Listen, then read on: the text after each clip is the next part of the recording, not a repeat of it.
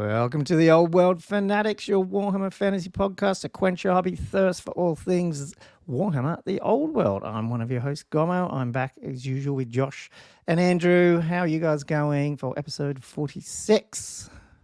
Not bad at all. Pumped. 46. Anyone turning 46 this week? No, 45 last week. So yeah, we're trying to keep up, but our episodes are going faster than our years. So man. 46 though. Jeez, we're going to start planning episode 50.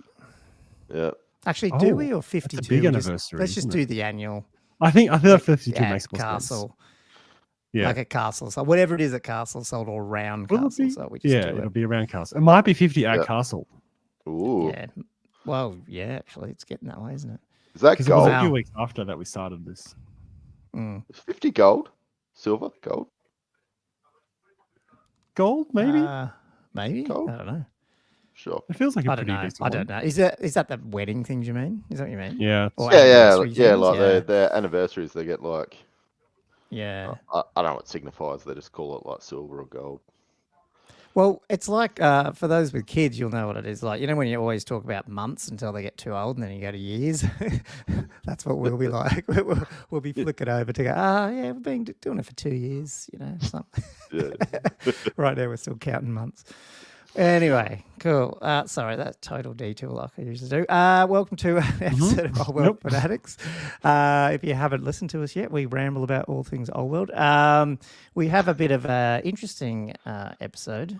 Interesting in that we just decided to rip off other people's podcasts and stuff and content, and that is the Inspired by the Square-based SBOT, or the online tournament. Basically, for those who don't know, Rob and Val, or I think it's mainly Val, I'm not sure, from Square-based podcasts or whatever, I don't know what the actual term is. They're running a almost 100-person online Warhol tournament. I think it's in week 1 or 2 now. They did like an exhibition week or 2, and then they've kicked off the main one.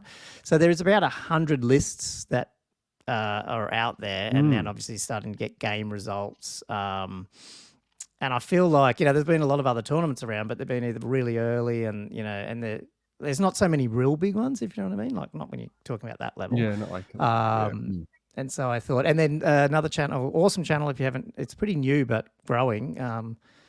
I think his name's Ed. He's Nottingham as well. I think it's 6++. Jeez, I should have actually prepped for this. But anyway, he did a breaking news funny video on sort of top lists in that as well. And that's where I went, I didn't even realize this is out. So I thought, let's chat through some. And then obviously Andrew and I have our list for our upcoming BelCon2 this weekend. So it's basically, we thought, let's just do a list chat plus hobby and, all that sort of stuff. So no other, just us rambling about what we've been up to and what we think about certain Warhammer lists that are out there or that we're taking and things like that. Just another week in the Old World Fanatics, really, isn't it? The only other thing that I'd love to touch on, given if we've got time, is because it's so big, the SBOT it's a great name for it too, is they've, Val's been collecting FAQs because, we've had an FAQ, but obviously everyone knows we probably need a couple more. And obviously when you're running a tournament, you need to know how to answer questions. So they've been collecting a list of ones of how they're going to answer it. Again, not to say that's how it should be answered, but that's what they're ruling. And so I thought some of them were interesting, either good ones to know about or ones that I'd go, I didn't know that, wouldn't have ruled that way or something like that. So I thought maybe if we can skim that, if we get time, but we'll see how the lists go. So anyway, all good. I might just, before we kick off like we always do, we do a patron shout out. So for those who don't know, we run a Patreon that just helps some of the $2, I think it's $2 US a month, just to help with the costs of the software. These awesome people, basically supporting us. They get access to a private Discord channel. Basically just, I guess that's getting a bit busier in there now, and I think we'll do a shout out to a specific person in a minute after that. But so if you want to sort of help us, but plus jump on with the other patrons, I think we're at 32 now, and we got 2 more last week. Yeah, true. And so at the moment, we'll go through and give you a shout out. I love it. We have 32, so it's actually getting kind of long to read. So we're actually brainstorming ways to give either more value or change up the shout out. So I guess if you're a patron or you want to be one or you just got opinions on that, let me know. Anyway, I'm going to go through and shout them out. Basically, we've got our 2 new ones, which is Contrasting Hobby and Herald of the Old World. It's very interesting names there. Yeah, I like that. And then we've got Thanks Keel Herd, David Lancaster, Tom, Matthew Klein, Thumper, which is Ben, who is running our tournament this weekend, Matt Morris, Thomas Vavasow, Griff, Jess Tors, Wood Duck, Josh Griffiths, Nanuium, Daniel Broadstock, Jonathan Wengler, Elliot Mitchum, Chris Turnbull, Gilthos Draconos, Julian, Diesel, Cameron Atkinson, Richard, William Payne, Robert Z, and Ivana Takashita. Ivana Takashita. Oh, man. Yeah, you get it. Play on words. Right back to the most immature of and a poo emoji. I love it. Classic. Ivana Takashita. Andrew McAllister, Bobby Gherkin, Gunwitch, Sean Ritchie, Todd Lloyd, and Chapstick. So these awesome people have been supporting us right back from when did Chapstick? November 22. Wow. So thanks, guys. It's really appreciated. Look, obviously, no pressure to do any of that. We also run YouTube. You're probably watching this on YouTube. If you are listening on the audio side, though, jump on YouTube, give us a like, subscribe, and stuff like that. Just helps our reach if you could. Outside of that, shout-outs, though. An extra shout-out to Gilthos, one of our patrons who just went pretty 2-2-1 in a recent pretty good tournament that was the one in Southwest US, wasn't it? What was it called? It was trying to remember what the name of it was now. But his army is awesome. He won best pay in it. It's a great looking Awesome Goblin army. What I will do though, sorry Gilthos, is I've got a couple of snapshots of his army. I'm bringing him up in my hobby time because I'm still fiddling with my desktop sharing. And Josh is going to do his hobby first. So what I might do is when I do mine, I might show some pics of his Josh, if that's better. Because otherwise I'll waste time. Old World Legends, I think, was the name of it. Oh, maybe that was a different one I was thinking of. But yeah, no, he went pretty That's good. some of their trophies. Yeah, and I just want to just show some of the. I mean, obviously the audio people can't pick it up, but he's been working on. It's talking goblins, but giants and night goblins and squigs and squig hoppers, and it's pretty good. We can paint a picture with our words for the. Yeah, I love it, like very orangey looking Magic and podcasting. Stuff. Yeah, it looks pretty cool. But yeah, if you want to join people like Gilthos in sort of sharing some of those pictures, just jump on our Discord and we can get you into the right spots.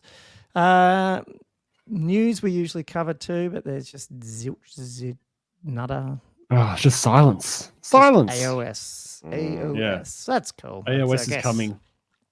We'll get it out of the way. Get it out of the way. Come on, dwarves. Come on. I guess the question is maybe more for Andrew. Are you picking up any of the AOS Skaven like AOS box because of the Skaven, or are you just going to wait, or you don't need any more Skaven given you've bought 4 armies? Oh, I got Skaven coming out my ears. Got so many clan rats. It's a bit of a plague, would you say? What about the new ogre ones? What are they called? What are they? I got like 20 rat ogres. Rat ogres? I got rat ogres galore. I don't need rat ogres. I don't know what I need. I don't know. We'll see how things go. But I have heard allegedly that swarms can be quite good. I thought swarms are quite overcosted, so I might look into procuring some rat swarms if this does pan out. I just want to try out. Okay. Do they have them in AOS, or you'd have to grab the old ones? No. Just I was thinking about doing. There's like one of the endless spells. I've got there's like all rats. Like rat like swarm thing. Yeah, I'm assuming there'd be a lot of 3D printed rat things too. Like they'd have to. Yeah, I was going to say there'd be plenty of options for rat swarms in the 3D printing world. If your old friend Gommo there is willing to load up his printer and doesn't dent his FEP. Get into that later. Yes, for sure. It's been running hot. It's been good. Cool. No news there.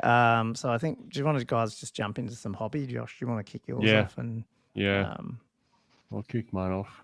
Bit of a. And while you're doing that, I'm going to go back and try and get my screen share sorted out. Bit of a bumper crop this week. I've been hard at work, guys. So firstly, I finished my basing of me archers that I've been working on off and on That's for, fantastic. Oh, man. for a while now. I hope people who are on the audio side jump on YouTube later though and have a look because I need to green up the bits that I printed off because they came out a bit light green, I reckon. But right, yeah, I think overall I'm not too unhappy with it. And I like the horsies in as unit fillers. Yeah, they're cool. Yeah. My favorite bit of these units. So yeah, no, I finally got them. I just had to do some extra detail and get the colors right on their livery and that type of thing. So yeah, so happy with them. They'll be okay next weekend. Oh my gosh, I'm nowhere near done the rest of the stuff, but at least I've got these guys done. And then otherwise, in terms of painting, I realized my anointed guy hadn't quite finished for the slow grow, so I just touched him up. And that's for this weekend, isn't it? That's this weekend. Yeah. Okay. The slow grow. So it's 1,800 points this weekend. So I've got the anointed lord in there. Because we're running it as 2,000 point list construction, but 1,800 point armies. So he'll be there, cracking on with huge attacks and see what he does. Because he's been a big reason why I wanted to run the Culver Sinesh, because he seems such an awesome character. I'm keen to finally see him in action. And then speaking of the slow grow, I did spend a fair bit of time putting together. This is one of the things I was putting together in terms of scenarios. Was the slow grow scenario, which is so I was basically I've gone for normal deployment for this one because there's actually a bit going on. I try not to get too many elements at once. You know what I mean? Like last time it was like there was a weather going on and boy ground and stuff. I didn't want to have too much, other stuff going on. Whereas this one is mainly its essential objective, but that objective can only be opened by a unit that has a key, and only one of your units in your army holds the key at the start of the game. Right. And it can't be a flyer, skirmish, scout, or fast cav. So it's got to be a unit.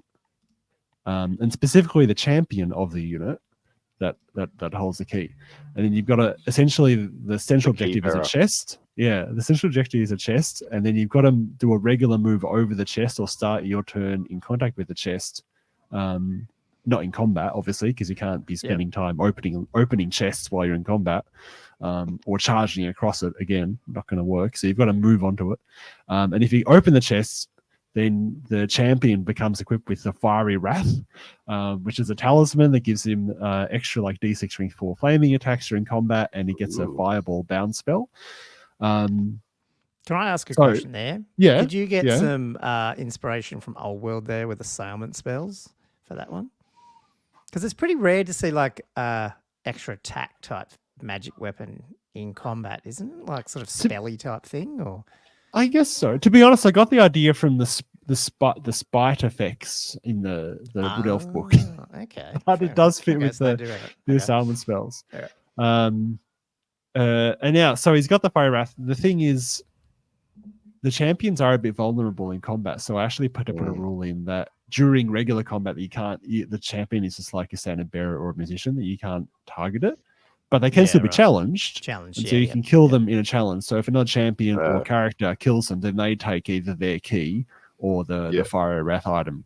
And then they can use it instead. So, there's ways where, if you lose your key, your opponent can end up with two of them. And then they have much greater chance of actually getting the central objective. And then at the end of the game, the central objective, if you've got the Fiery Wrath, it's 250 points. And for each key, it's 75 points. And then the rest of the victory points are as normal. So, I feel like it's going to be interesting to see how it plays out, because I feel like there's going to be a real standoff in the center. It's quite valuable. You need to sort of you need to sort of give yourself up almost, don't you? Like walk up and just stand there for a turn. You do, because you can't charge over it, So you've got to walk up. Even marching doesn't count. You've got to do a regular move onto the chest, which means you're pretty vulnerable to being countercharged this following turn. So you've really got to choose what unit you give the key to, because you want something that can get there fairly quickly. But if you just put it on a cav unit and they've got to move on to that, then there's every chance they're going to get countercharged the following turn, and then you just lose the objective anyway. So, it provides an interesting dilemma, which it's that's what you want. That's what you want. So I've done him. So that'll be this weekend that we're playing that up. While you guys are hard at work with BelCon. BelCon, yep. I'll be relaxing with some just a little game of 6 ed. Is that your last one? Did you say the final one?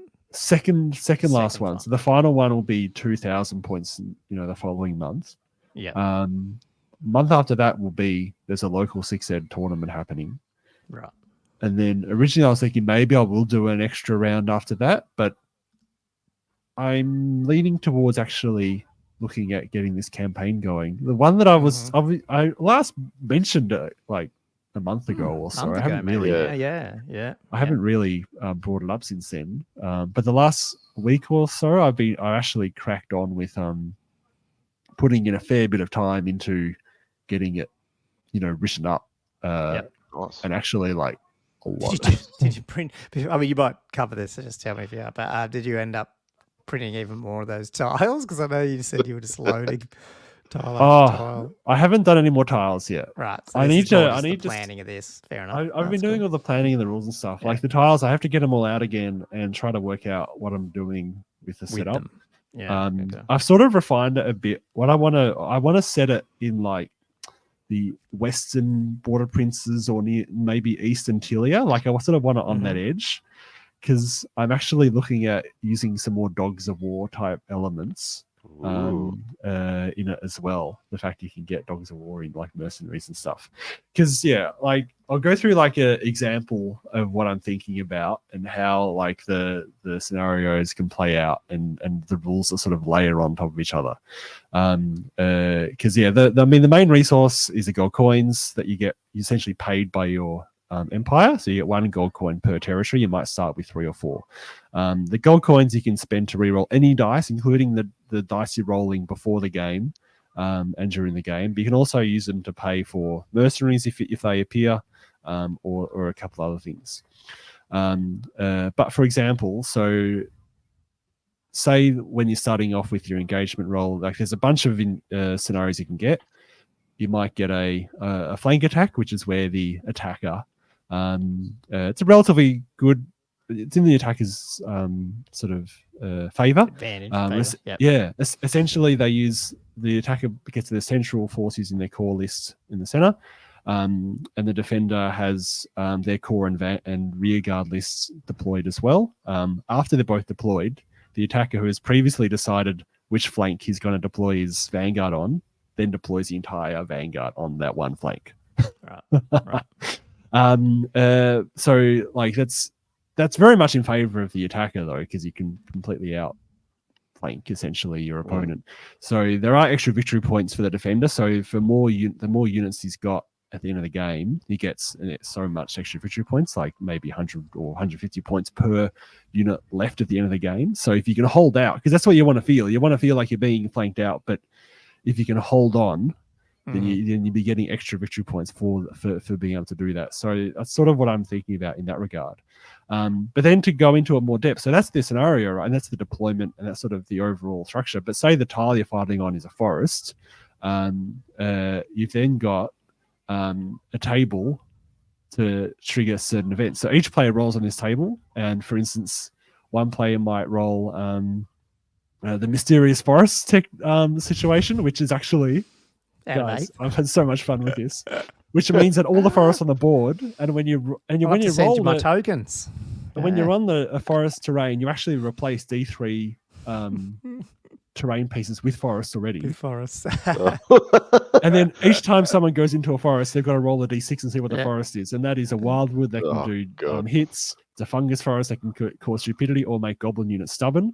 3 or 4 is ordinary forests. And then 5, the unit becomes frenzied for the rest of the battle, basically. And 6, the unit inside it becomes fearful. Causes fear, sorry. So like that's like, it just creates so much like bizarreness for the game. Yeah. And then the other thing that you can get on that table, because each player rolls on it, right, is you can actually get like mercenaries. And the mercenary, you actually got to pay a gold coin to hire it if they're present themselves. Cocks. The mercenaries, you roll the d6 and see what you get. So I've actually managed to get a good number of models that are going to work for this kind of thing. So I've got the hobbits, the Lupin Crucifying Cocks. I've got the Marksman and Merigliano, Slayer Pirates, the Golface Ogres. So these guys come on, and then they're just part of your army. But then there's I've got the possibility that if your opponent's character is within a foot of the and they can try mercenaries, and bribe them back. they can try to bribe them back. So on a 5-up, you got to pay a gold coin, and then you can take them. And then if the mercenary survives a battle, then you can put them, you can get one unit and you can actually keep them. You can pay them a gold coin each start of each turn round, and keep them in your army.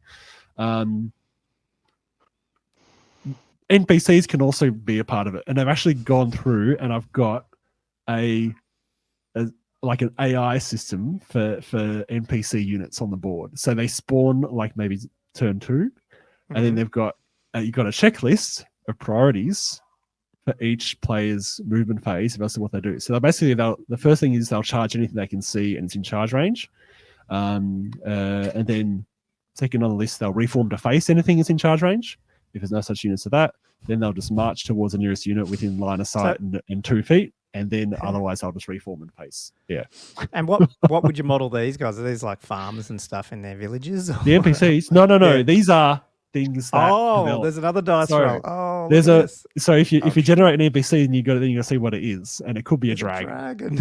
Could be a giant. Could be 3-6 zombies. Could be some boar boys, errant. I haven't thought of a 6-1. So these. There you go. Add that little farmer. I'm thinking of group of. That's an easy one. Pitchforks. Yeah, just you've rocked up near their angry town. Farmer. And they're going, what the hell is this? Angry drunken farmers. Yeah, because you want some elements that are going to create an interesting story from it. The dragon, they've actually, I found a tile that's got it's a mountain tile. So I've got a whole bunch of mountain tiles, but this one in particular has a lair sort of in the side of the mountain. Give that a bonus. So I put in the rule for that the dragon order is generated anytime you fight on this tile. Yeah. There will be a dragon on the battlefield. Yeah, that is the come down to play. So anyone you're going to have to deal with this bloody dragon that's going to be 20-inch charging, and I feel like it's going to completely change the game, having this flying monster zooming. That'd around. Be weird. Do you think, do I team up with this other player that I'm actually trying? I know. I really my scenarios, they're pretty asymmetrical, but when you've got something crazy like this happening, the layers of the additional rules and flavor, it can completely change the feel of the whole game, I suspect. And then finally, I don't want to go through too much of this, but I'll just finish it off. So I was asking find someone to find me this, but I ended up finding it, was the injury and skill chart in White Dwarf. I think it was in the early 300s. I ended up finding it. It's a bit Mordheim-esque, and to be honest, I might get the Mordheim rules up and just have another look at the original stuff, because that's the other thing that I want. I don't really have any restrictions about changing units and stuff between rounds, because I feel like I want to give people the freedom to do that. But I want to have a concept where, especially the characters get experience for each battle, and then they get skills from that. And I feel like some element of unit veterancy will also be good, which will be the penalty. So if you're changing your list up, they go back to zero, basically. Yeah, they'll go back to zero. Yeah. So I think that's a good organic way of encouraging people to stick with things.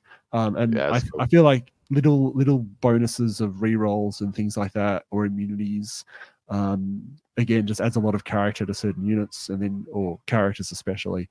The injury stuff is pretty scary. So I've actually just copied this out of I haven't really edited it. I've just transferred it, and then I'll probably go back and fiddle with it a bit. Some of these stuff is the character's leg is shattered. He becomes lame. He suffers -1 movement penalty from now on foot. If he suffers this roll again, he can only move if mounted. If he cannot be mounted, he must retire. Whoa, that's scary. But yeah, I feel like some of these, if they're severe enough, you almost want to re-roll the character, because you'd be like, oh, this is really, really badly affected. But I feel like sometimes having some punishing things like that in there, that's almost adds flavor in itself. Sometimes it sounds awful. but that actually gives you a good story too. Yeah, I wonder if Um, there's like, I don't know, if you need a balancing thing, and if you've got injuries that give you bonuses for some of the other roles when you're Yeah. getting experience and skills, because then you get that heroic element to it, where it's like, even though he's got a shattered leg, he's the best like swordsman in the world. Like he Oh, can take people, yes. you know what I mean? That type of thing. Yes, that'd be Yeah. hilarious. Yeah, no, I love that because if you've already got some of those combat skills in there, Yeah. I love it. So is that only if they die, or is that if they take a wound? I haven't really defined that. It'd be if it's So really if a if character's they're reduced to 0, okay. in the White Dwarf, it was reduced to 0 when I run down my fling. Then you got to roll on the chart.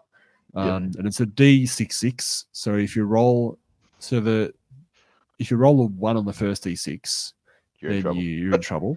If you roll a 2, that's when you get the nastier wounds. If you roll a 6, you actually get beneficial stuff like you might get like causing frenzy or fears because stuff. he's so horrible scars. So he just like, this actually causes fear. Yeah. So this stuff is all that I spent probably took about half an hour to do an OCR of the White Dwarf and then try to transfer all the text. So like a lot of this, man, guys, this is ballooning into quite a massive Word document. I've got all the profiles in there. This thing's turning into like 38 pages now. Stuff that I've got going on. It's really, the scope creep is quite incredible. So yeah. Anyway, I'm. It's actually feeling like more than anything, it's a. Would you be able to put this up on Google Docs or something once you get it to a point where you're happy with it, like to get other people using it or playing? I should be able to. Yeah, if I can get the file format so it plays nicely with Google Docs. Because I put it just in a regular Word doc, so if I can upload it, it might work. We can play with it later, but get it right first. Yeah, but it's actually turning into a quite comprehensive scenario generator more than anything, with an element of experience and that type of thing. Even the weather table that I've got going on here, like, oh man, guys, I am so excited to play some of we this. need to maybe me and Andrew need to connect up, like do this somehow so we can play some of these games in this thing or something. Like it's pretty edition agnostic mostly. You can totally do it with the old world. So like I've put thunderstorms on a 2 on D2D6 for the weather, which gives you a boggy ground, heavy rain, and thunderstorms, which essentially means the thunderstorms effect, you might get flying units hit by lightning, so they've got to do initiative tests or suffer D6 25 hits. It's just some of this stuff is just like it can be punishing. And I think it encourages you to play Warhammer in the right spirit. It's funny you bring this, like topical, not for old world, but the new missions that came out in 40k last week, I think. I haven't seen them as such yet, but I've been looking at some things. But last year's, when they brought out 10th edition, they had this thing called Leviathan mission pack, which had the cards and the missions and secondary missions, all that stuff that 40k do. But one of them is like the terrain, like the table, like it's basically like a weather thing, and you pick a card and that's what's happening on the battlefield. But apparently either most people didn't use it, or I can't remember what the issue was, but they've tried to adjust it now because they want people to play their games in those type of, not every game's going to end up the same because the battlefield conditions are different. So that's pretty cool. Yeah. I know. That's what you want. You want people to be adding flavor to their games rather than especially. I mean, we do talk tournaments a lot, but not even. Most people probably aren't playing in tournaments. They just want a bit of fun. So, yeah. Well, I feel like this is the thing that draws people to the hobby in the first place. Yeah, is the concept of all this role playing almost. Fantasy, rather than the heavily competitive nature. Yeah. But yeah. That is where I'm at. I've spent an inordinate amount of time typing stuff in the last 2 weeks. Is it slowing? How's your castle schedule? It's slowed it down significantly because I keep thinking of new ideas and then going back. I should type that up while I'm got it in my head. It just completely distracts me. So it's really affecting my painting time. That's what happens with Andrew buying figures. Yeah. Buying a house. Paying half a figure, it was just like just get distracted. Ooh, something shiny. Cool. What did you Right. end up with anything, Andrew, apart from just listing list? Oh, Stuff, don't go 'cause to we have to get me. the lists. Such an No, anticlimax. You go from Josh, and then you just go to Andrew. So Josh has done all this elaborate stuff, and it's just like, so Andrew, have you actually done anything this week? We know But you get yes, very yes, I busy. have. I have. I frantically have been painting my shield bearers. I don't have a fancy photo like everybody else, but yeah, I did. Oh, was that last week? Possibly. I think I did my the undercoat, and then this week I was trying to get to rebasing all my iron drakes, but I just didn't get around to it because they were on I think it was just like a green flock. Yep. So I was trying to get them all on that same base with the The New base ready Zealand one or stuff. whatever it was, base Yeah, ready, yeah.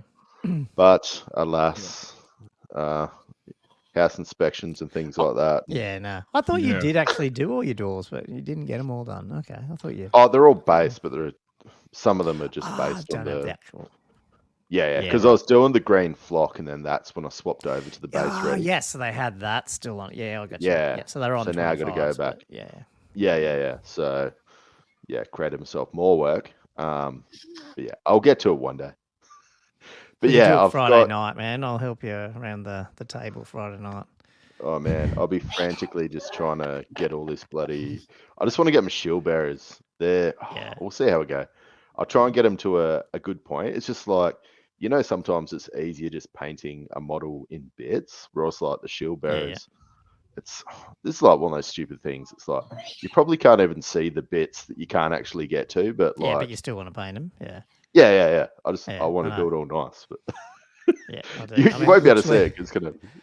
I did that with the casket. I painted inside it and then covered it up like Just put 2/3 the of top it. So with the glue, with the lid. Because at the time I didn't know where I was going to put the lid, and I might Yeah, move yeah. it still. It's only got a dab because I'm not sure exactly. Little dash. I'm just trying to Yeah. rush. Unfortunately, I'm rushing now a little bit too before Yeah. the tournament, which is Well, always. you've only got a few days left, guys. Oh, yeah. it's almost down to hours. Yeah. Yeah. Anyway, Gommo, well, what are you been doing? Yeah. Frantically painting too. Oh, this Yeah, is well, sort of painting and some. Yeah. So anyway, yeah, I'll get into it. So these are just quickly for people listening. If you are listening, I just brought up Gilthos Draconos, yeah, some of nice. his pictures. Two of them from the tournament, but also some of the stuff he's been putting in our Discord, our Patreon Discord, which is so I know it's the arse end shot of a giant, but man, you can see his color schemes. It's awesome, and the paint job freehanding on it. Yeah, the freehand on that. I love the night goblins. It's so like, I mean, it's a bad shot of the night goblins. I didn't go all the way back through the thread to find the good ones, but just I love the orange that he's got on all the squigs and stuff. I think it just like the black and orange, just boom, looks really good.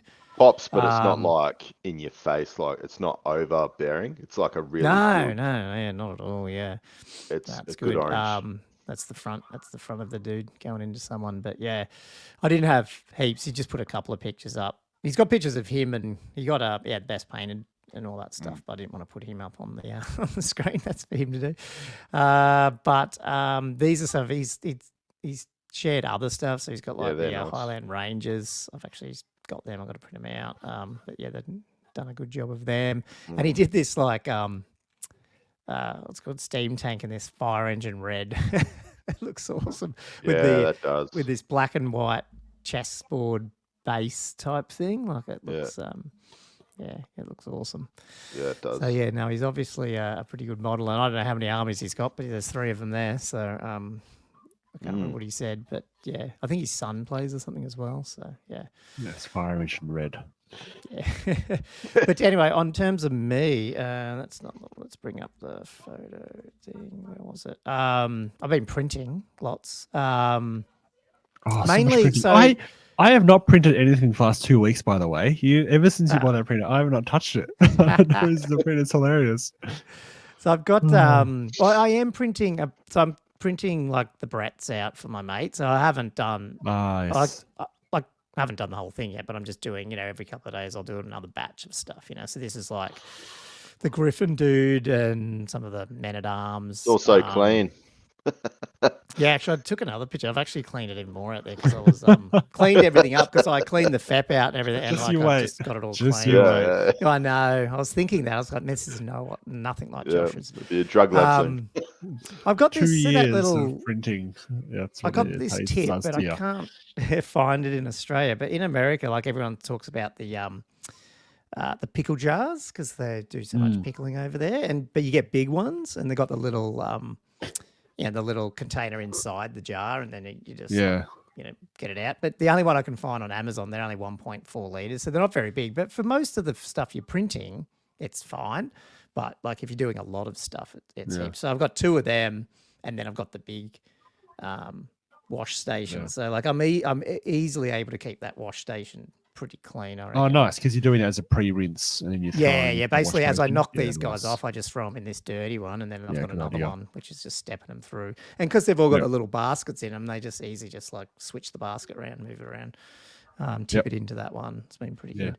Yeah, I've never been able to find a decent pickle jar. That's why I end up using my big honey tubs, because I was like, this pickle jar thing everyone keeps talking about. Yeah. I know, but I couldn't find big ones. Yeah, like I did these ones. They're like $14, like just on Amazon or 10 or something. But I'd like them a bit bigger. But hey, just might as well use them.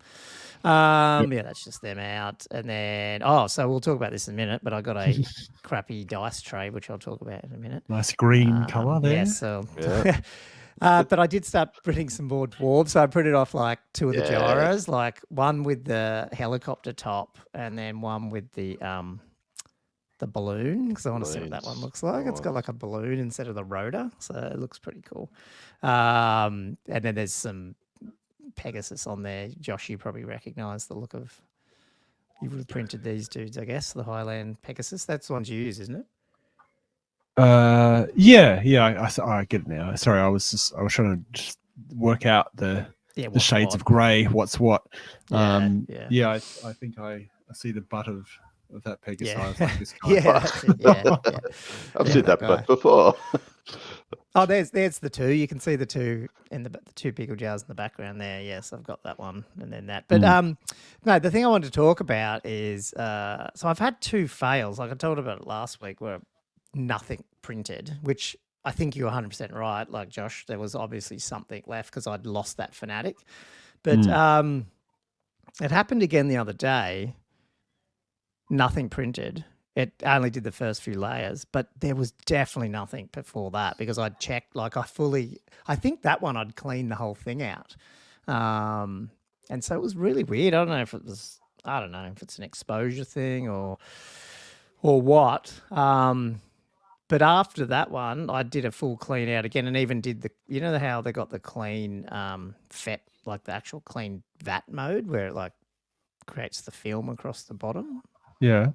Yeah, like I did all that and everything, and the next print was perfect. Everything was in it, and then because I'm a bit paranoid, I then ran the spatula through the whole thing and mixed it, and went, no, there's nothing in there, and then bang, the next one didn't work, and that's when I pulled it all out, I noticed that dint in the it's actually it's not a FEP, but it's whatever they call this one, P something, I don't know, whatever it's called, but. I still risked it, Josh. I mean, it's actually not. Yeah, it's a big one, but I mean, I was reading people's stuff, and they're like, "Man, I've got them all over there, and just watch it." And I printed another set of stuff, and it was fine. But I do have. I mean, they're coming. Yeah, I've certainly printed with FEPs that look like that numerous times. Yeah.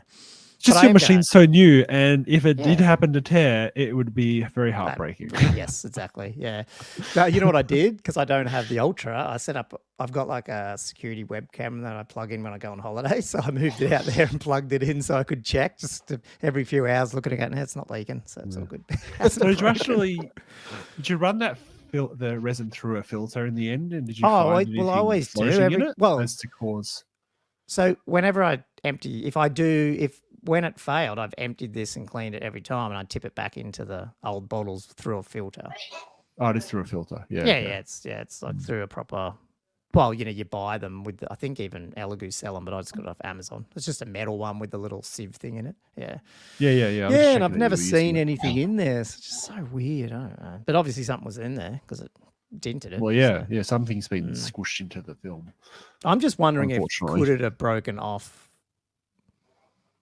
the last print. I don't know. You know what I mean? Like could something have broken off? I don't know. But how would it? Yeah. I don't know.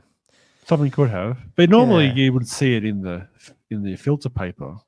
Well, once you see, filter the resin out. no, you're right. Before But I guess floating what I'm them. saying is the one before this probably to me seemed perfect. Nothing was missing, and all I did was run the spatula across the bottom of it. Like I didn't actually filter that because I went, okay, yeah, there's nothing wrong with that, but I'll just check that there's nothing stuck on the bottom. But it could have easily had something in there that I couldn't, you know. So then that's why I asked you the Well, question, yeah. man, if it's a successful print, do you filter your resin? And you went, well, usually not. I'm like, yeah, well, No, I never yeah. bother So filtering it. like it was successful, Oh. like nothing was missing, and then bang, the next one did this. To- I was like, for fuck's sake.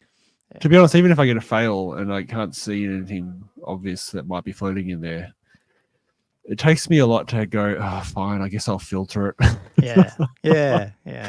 I'm really quite lazy. So anyway, I've got some sheets coming, and I'll decide if I want to risk slightly. And do I pull a little? It looks easy, but at the same time, you know, it's the first time you're undoing a brand new thing. It's a bit finicky, and it is sad you have to undo it and redo it so soon after you bought it. I mean, I thing could should just be okay for decide to go, a few bugger months. it, just keep going. Yeah. So if there's anything on that bottom film that stuffs the whole print besides resin, Oh, no, well, I guess what we're thinking here is what it does is it stops it. This would have stopped it properly exposing that next layer, I guess. Is that right, Josh? So that it just never, it just basically the layer stays there and it hasn't moved up. Yeah, it adheres to the film rather than to the plate, than the because the actual plate build wasn't plate. close enough because the piece of resin. So the build plate keeps between moving them. up. And the annoying thing is you can't see it until it's, I don't know, 2 hours in or an hour and a half in because it's under the resin. And then you're sort of trying to look and go, can I see but any that very supports? first layer, it can't. Well, it yeah, the can't get first, down Yeah. far enough. That's right, 500 yeah. layers, it's not even out of the resin yet. And then you can't even see it's not actually doing anything. It's so freaking annoying. Yeah. But the very first couple of layers, obviously, is they're pretty all there, cool. but they're stuck on the bottom of this. Yeah.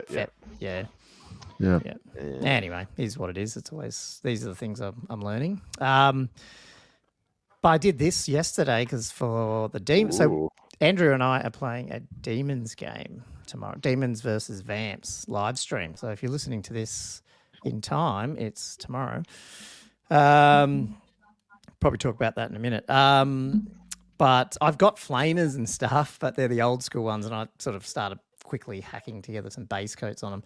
But I was like, oh, what else is out there? And the One Page Rules has these like bird-looking things. You know, they call it flamers or something. They look way better than the. Nice. It looks so much better than the Games Workshop-y shitty. Those flamers just look like. That's why I don't care about how I'm painting them. Oh, you're not a crap fan? Anyway, no. Well, obviously you're not a fan. Play-Doh.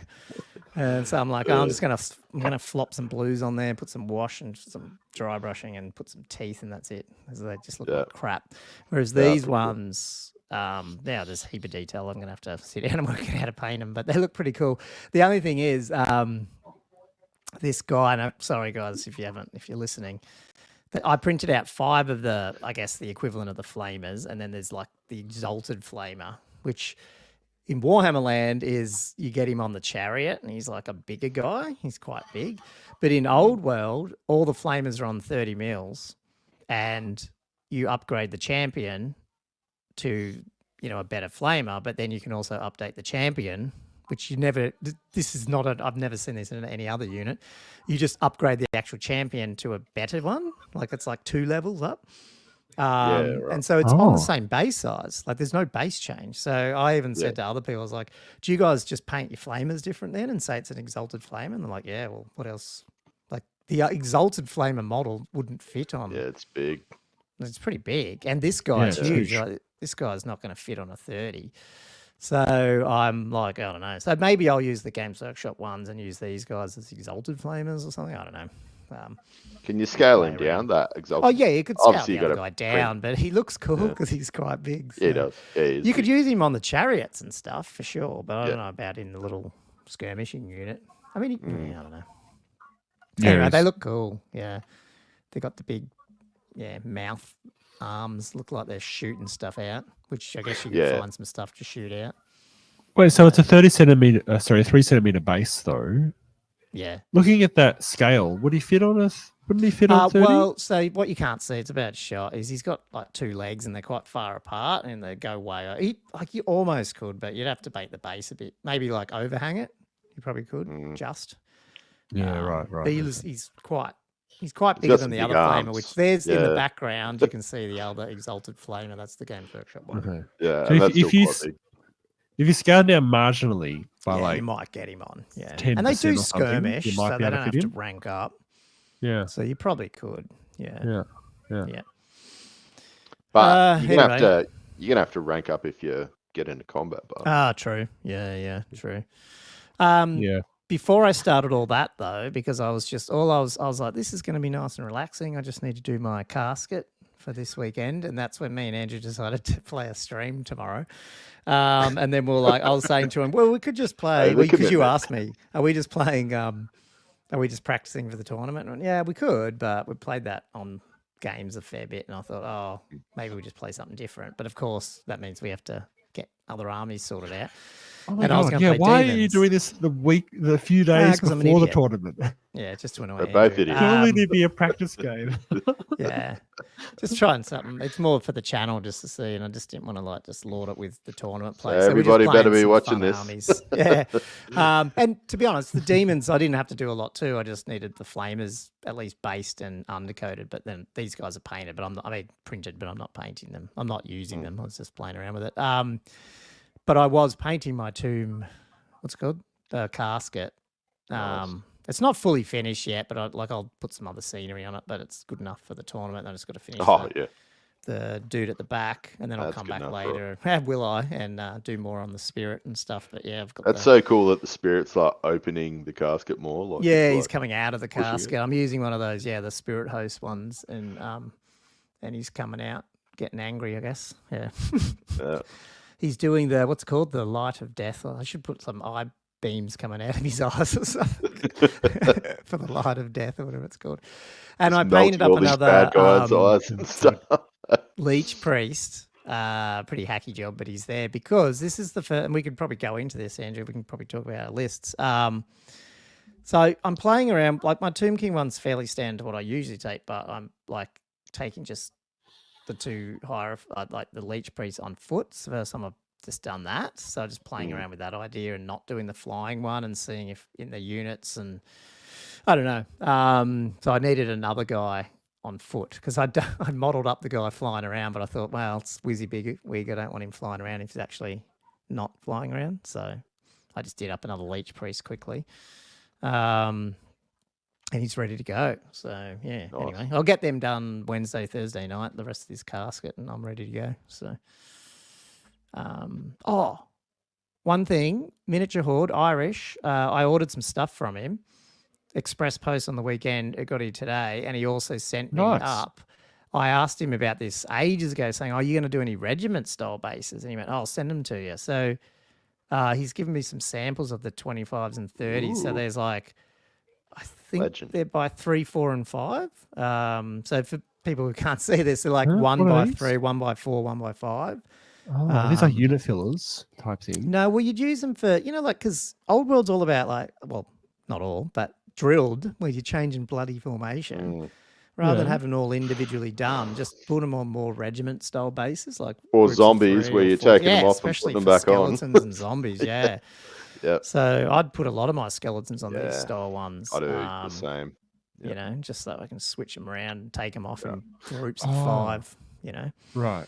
So Yeah. they're not unit filler as such. You have 4 guys. They're usually lines, but he did give me the other ones. But they're just all connected. Yeah. So you'd still put all the guys on. I mean, you wouldn't have to do every single one, but yeah. Yeah, just different shapes, I guess. So I thought I'd just give him another shout out that if you're after like non-normal shapes, like if you're after the 1 by 3, up to 1 by 5 or 1 by 6 or whatever he's got, check out miniaturehorde.com, and he'll get them out to you. So yeah, they're cool. Is that Irish? Black MDF or are they printed? Printed the PFA. Are they that's good. FDM PFA. printer?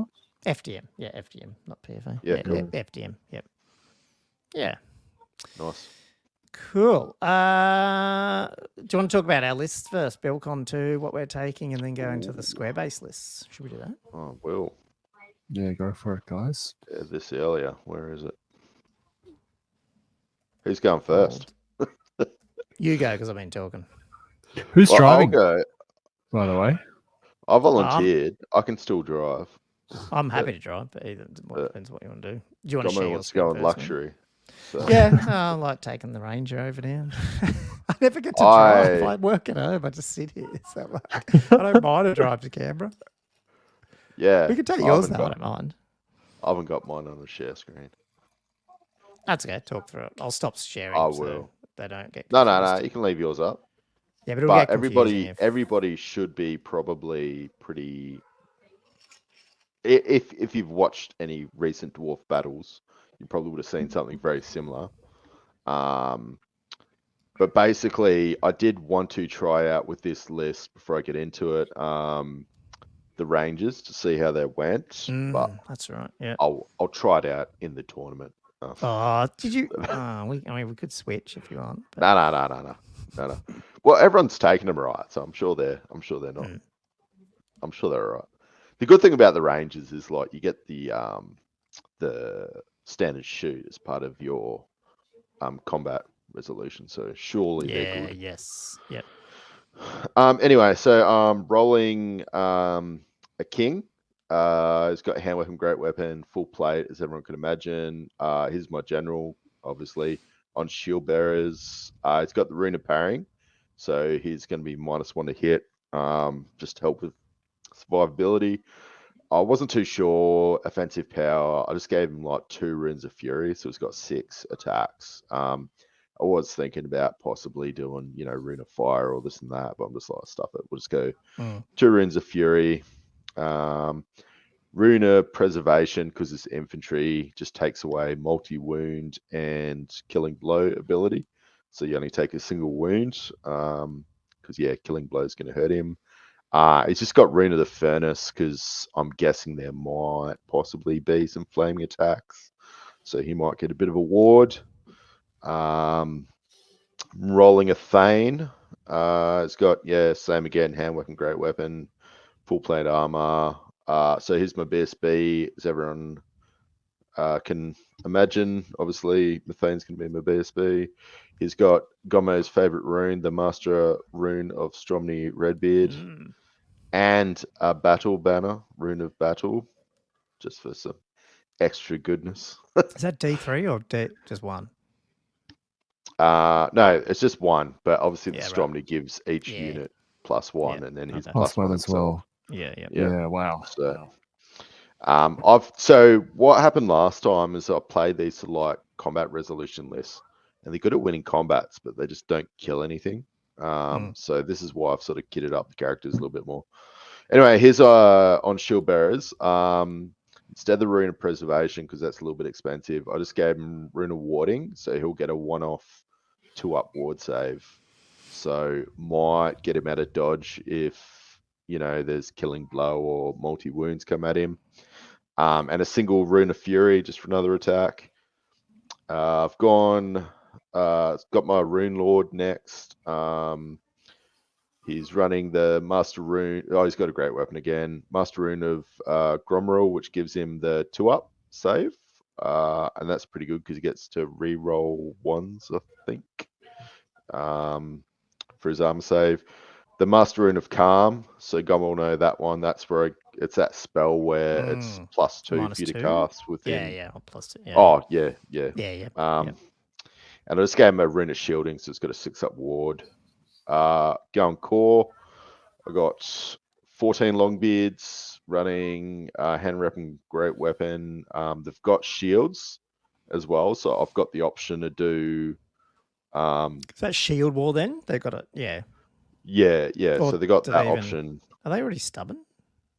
No, they got. No. Yeah, I'm pretty sure there's shield wall, I believe. Okay. They're drilled, and they've got a battle banner, and I had to give them the rune of courage because you can't take just battle banners by themselves. Rune of jealousy, whatever it's called. Yeah. Or law of jealousy, whatever it's called. Yeah. So they've got, because they're a veteran, I think they get to re-roll leadership tests, failed leadership tests. Yep. And then the rune of courage just means they're like immune to, I think it's fear and terror. So it's like, I kind of had to put it on there. Anyway, Rangers got 13 of them. See how these guys go. They're rocking hand weapons, crossbows, and throwing axes. So I'll just take the throwing axes because if somebody's within Too close. yeah. And throwing axes are actually pretty bloody good.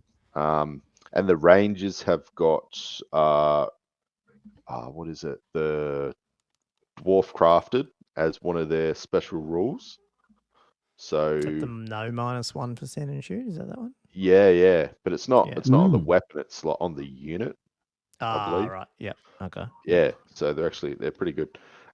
They're running shields as well. These guys are bloody expensive. Because I took like every bonus I basically could. So they're running the Rune of Battle. So we'll see. Hopefully they go right. I was running Warriors as your new gommo. And so can they that last scout, round. or do you have to pay for that? Like, how does that work? Yeah, they're Scout and And Vanguard?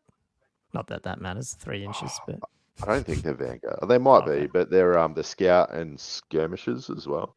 there you go. Yeah. So I'm not too sure if I run them as skirmishers. We'll see how we go. Although, yeah. Anyway, we'll work that out. So got 10 Iron Breakers, a special. Just obviously, Iron Breakers, they do what they do, so you don't really need to upgrade them. Yep. I got 2 gyrocopters running the clatter gun, 1 gyrocopter running the steam gun. And then 3 units of Iron Drakes with a Troll Hammer Torpedo on the champion. Yeah. So yeah, we'll see how it goes. Sort of what you've been running, a little bit more character punch, and instead of warrior block, you've got the Rangers. Correct. Yeah. Sounds cool. Yeah. Cool. No, it's good. Yeah. Do you want to go through yours? Yours is scary. I know yours is scary. Really? This one? I don't know. I reckon it's scary. Yeah, so it's Tomb Kings, 2004, 1998, or whatever it is. I'm taking the Tomb King on the dragon because I painted him. Talisman of Protection, Armor of Ages, so the standard sort of dude. I am thinking I've got to... no, it wasn't him. It's something else. Sorry, I'll talk about it in a minute. Then the Hierophant is a level 4 on Necro. So I decided to just sort of go I guess it's the terror bombing, if you know what I mean. Like, I've got... just go for the necro stuff and see if I can cause havoc with some of my terror causes. But I've just put him on foot, and so he's going to have to switch around between a couple of these little units, really, and see what happens. I think I'm just going to have to deal with the fact that he may end up potentially in combat if he's in the Tomb Guard unit at some point, and it is what it is. He's got 5 up, 5 up, 5 up. And a rise and stuff like that, but we'll see. I can drop him back. It just depending on what happens and if I've got enough time thinking ahead that I can get him out of there. He's got 2 little bunkers he can be in, so it just depends on how I want to, what the deployment is and stuff. Then I've got a Royal Herald with the Amulet of the Serpent, BSB, so that's giving poison attacks. He's got the Ruby Ring and he's on a chariot. And that's about it. So really he's on the chariot to get up to his 5 wounds, not 6, sorry, it's only 5. So it's not, that's his toughness really. He's just got a few more wounds. That's why I put him on there. Then I've just got a Mortuary Priest, technically on Elementalism, like naked, but really they're just for a rise and to take one of the law spells from the undead, like the what's it called? What's the undead, the Tomb King laws called? Near Karen Law or whatever it's called, because I'll probably try get at least the reroll to 1s and or the I don't know about the reserve move one. I might even try get the other debuff spell, the -1 toughness strength one, depending again, just depends on opponents and stuff. 2 units of 5 horse archers because they're cool. Nice. And then 21 Tomb Guard, just with the standard loadout. Like halberds actually I took with them this time, I decided, purely just to get that strength up, and then hopefully they've got. Oh, no, I couldn't fit that in. That's right. They've just got. I mean, they've got crap weapon skill. They're basically. I mean, it's my fighter unit, but it's not that. I mean, they're not there to. They're there to do some mop up potentially. The goal is to put the and they're there for the banner stuff, I guess. So the BSB on the chariot is going to go in this unit because he's on a light chariot. So this is the not controversy, but I'm still trying to work out the rule about, well, if someone casts a rise on this unit and the chariot's in there, what's like how many wounds does it heal?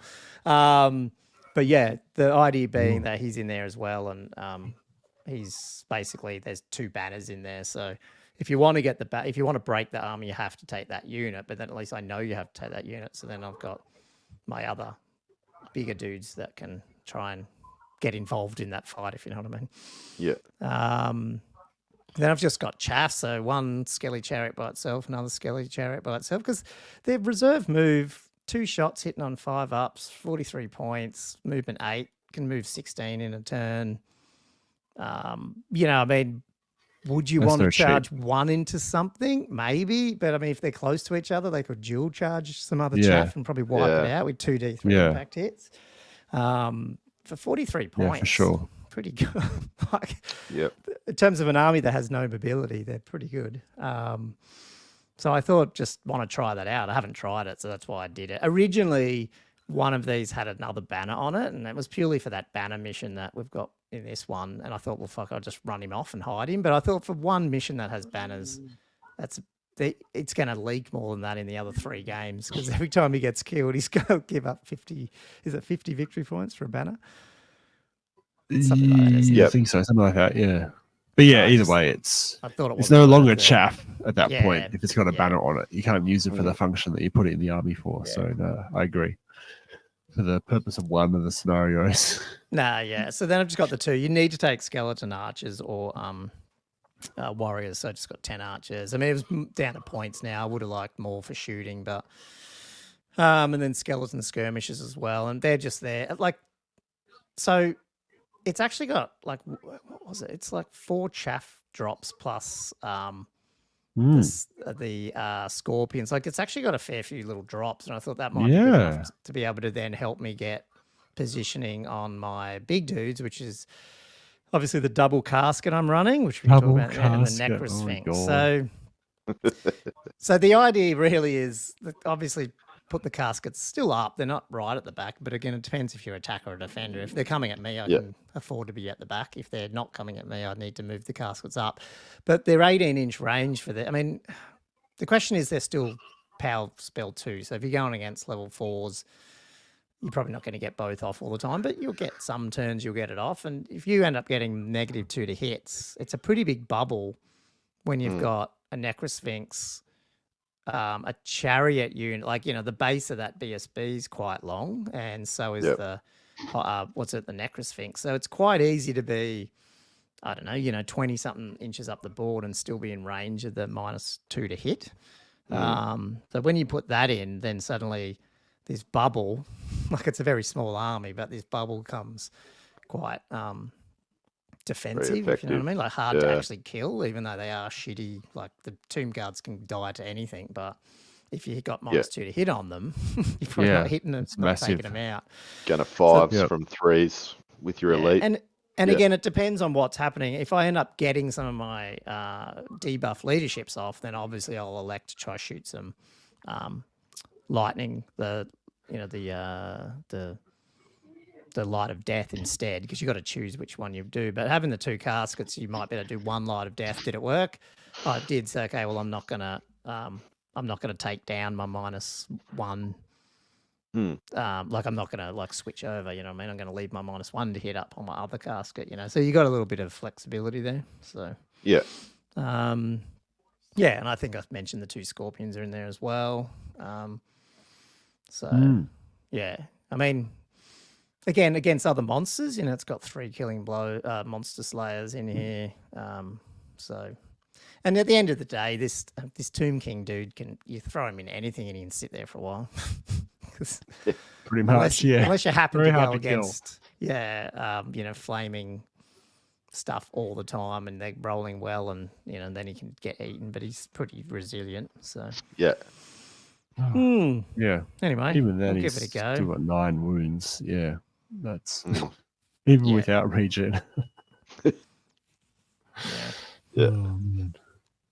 So it'll be Very tough. interesting. I'll see if I can I don't know, like my plan usually is to team up the Necro Sphinx and the Dragon, and really just that's sort of what I did on the Warhol game that me and Andrew never finished, but I think it was the better strategy of just sending those two in together and just mincing whatever they because even if you could challenge out the dude on the Dragon, well, at least the Necrosphinx is in there doing damage to the unit as well. The unit, yeah. So that's sort of what I would hope to do. And they're obviously both flying. They're fast and all that sort of stuff. So Yeah. we will see. Oh, did you guys never finish that game? No, I think we got. I remember there was a 2-4 or big something. cliffhanger. Yeah. You had this big thing Yeah. about it was like reaching a climax or something. And I didn't hear anything. Well, my else guys were about just starting to die, but I was just stuck okay. in this combat with, I can't remember what it was, Andrew, middle of whatever you had in the middle there. Can't remember. That was because I had chariots in that one, because that's the same strategy I was trying to try where I only had single one chariots? casket, though, in that game, didn't I? Yeah. Or did I have 2? Maybe I did have 2. I can't remember. I can't remember. Yeah. It was a while ago now. It was, It was a while ago. Yeah. It's like a month ago. Anyway, cool. Anyway, yeah, that'd be fun. We'll get down there on Friday and and play 4 games on the weekend and see what happens, I guess. Maybe do some list reviews if the lists come out before then on the drive down and stuff like that. Yeah, So, yeah. Oh yeah, bit of little time to bonus kill. episode. Yep. Bonus. So, Patreon we'll do a only few of them. episode by any chance? Who knows? Who knows? So I actually did for the stream. So it's hobby related. So I was talking about printing, but not the other. Yeah. So I guess the other hobby thing was setting up for the stream, which is behind me. You can't really see, but I basically have gone with 2 more cameras. So I had to sort of sort that crap out. And for anyone who's used OBS and webcams, they can get very finicky, as in this webcam won't work with that one, or if you put 2 of the same brand together, that doesn't work, or if you put it through the same bus, it doesn't work. And anyway, it's a pain in the ass. But I think I've got it working. So now technically we could have a face, like you can see us playing, even though most of the time we probably bring that down, but also have a cool dice cam now, which I'm stealing off one of the Dice YouTube cam. channels,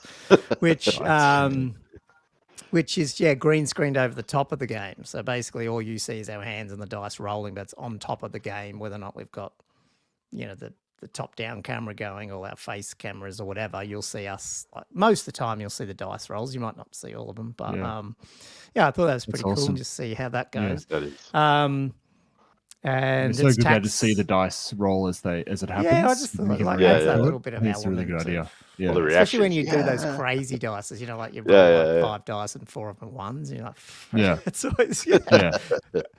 That's what you want. So I want to try that out. We'll see how it goes, and I guess people can let us know. I guess the other reason why we're doing it for those listening, and we're going to try to do a couple of weeks of these at some point. I don't know if we've got school holidays, so it's probably going to get a bit screwed around. But I guess we want to see if the hypothesis here is it better to stream during the day here because it's nighttime in the US and evening time, and so we want to see if more people, especially our patrons and stuff, are around to actually get on the chat and stuff. So we'll just see. It's a bit of a test. So, so if you are around and it's 8 p.m. after Eastern time, US, jump on tomorrow and you'll see. Oh, well, Definitely. So, cool. As in, it will be tomorrow when this Australian, video is it's released. 10 a.m. Yeah, well, so it's today when this comes out. Sorry, yes, you're right. So it's actually. So it'll be today by then, won't it? Yeah. Yes. Yeah. Sorry. So So get it's on in a Tuesday, few the hours. 25th in the US, 8 p.m. Eastern Daylight Time. Yes. Yep. Right. Yep. Anyway, cool. Let's chat SBOT then. Some lists. Who had give me a some? little list, Is there any interesting ones that you guys had seen? Oh, Josh will be due for some list talking, I reckon. You can go first. Sure. Sure. I had a look at a few lists, mainly the Bretonian ones, obviously. I had a quick look at some of the Wood Elf ones as well. I mean, there were so many lists to look through, guys. Oh, Like, it's a I know. massive event. There's no way I could look through. Yeah, all. there was. But the returning ones were interesting, I would say. Interesting in the similarities that they sort of have between each other. Hold on, I'll add the I'll put my screen up. Where is it? There we You guys are so organized with your screens. Screens. So I like the was it Tio Man's Returning Exiles list, which is probably the one that had the most Pegasuses. Oh no, I didn't. No, I had the most characters on Pegasi. It's got 2 Barons, both on Royal Pegasus, one with the virtual knightly And the temper, Baron's other the good with one, virtual isn't it? heroism. No, it's the one below. Because you only have the one Duke's Duke. the one, because you can only have Yeah. one Duke. Okay, yep. Yeah, and you can't have a Duke in an Exiles list. Yeah, gotcha. Anyways, Yeah, fair enough. but they're Yeah. both having a similar sort of role, and because they're a bit cheap, you can fit them both in quite easily, and you can also fit in the level 3, so Outcast Wizard and Paladin, who's also on a Pegasus, BSB, with the Falcon, With the horn, Falcon, of course. Yeah. I suspect, I can't say for sure, but I don't think I saw a returning list without the Falcon Horn. Like it's, no. Oh, you'd be mad not to bring it. Yeah. It's such a good, from the very first time I saw that item in the Almanac previews way back in the day, I was like, man, that's a crazy good item. Yeah. And I then can't remember. Is that a leadership test? Is it? Yeah, Or- you do a leadership check. If you pass, then everything. Yeah, you probably can't apply, which is hectic in the days of dragons and monsters flying everywhere.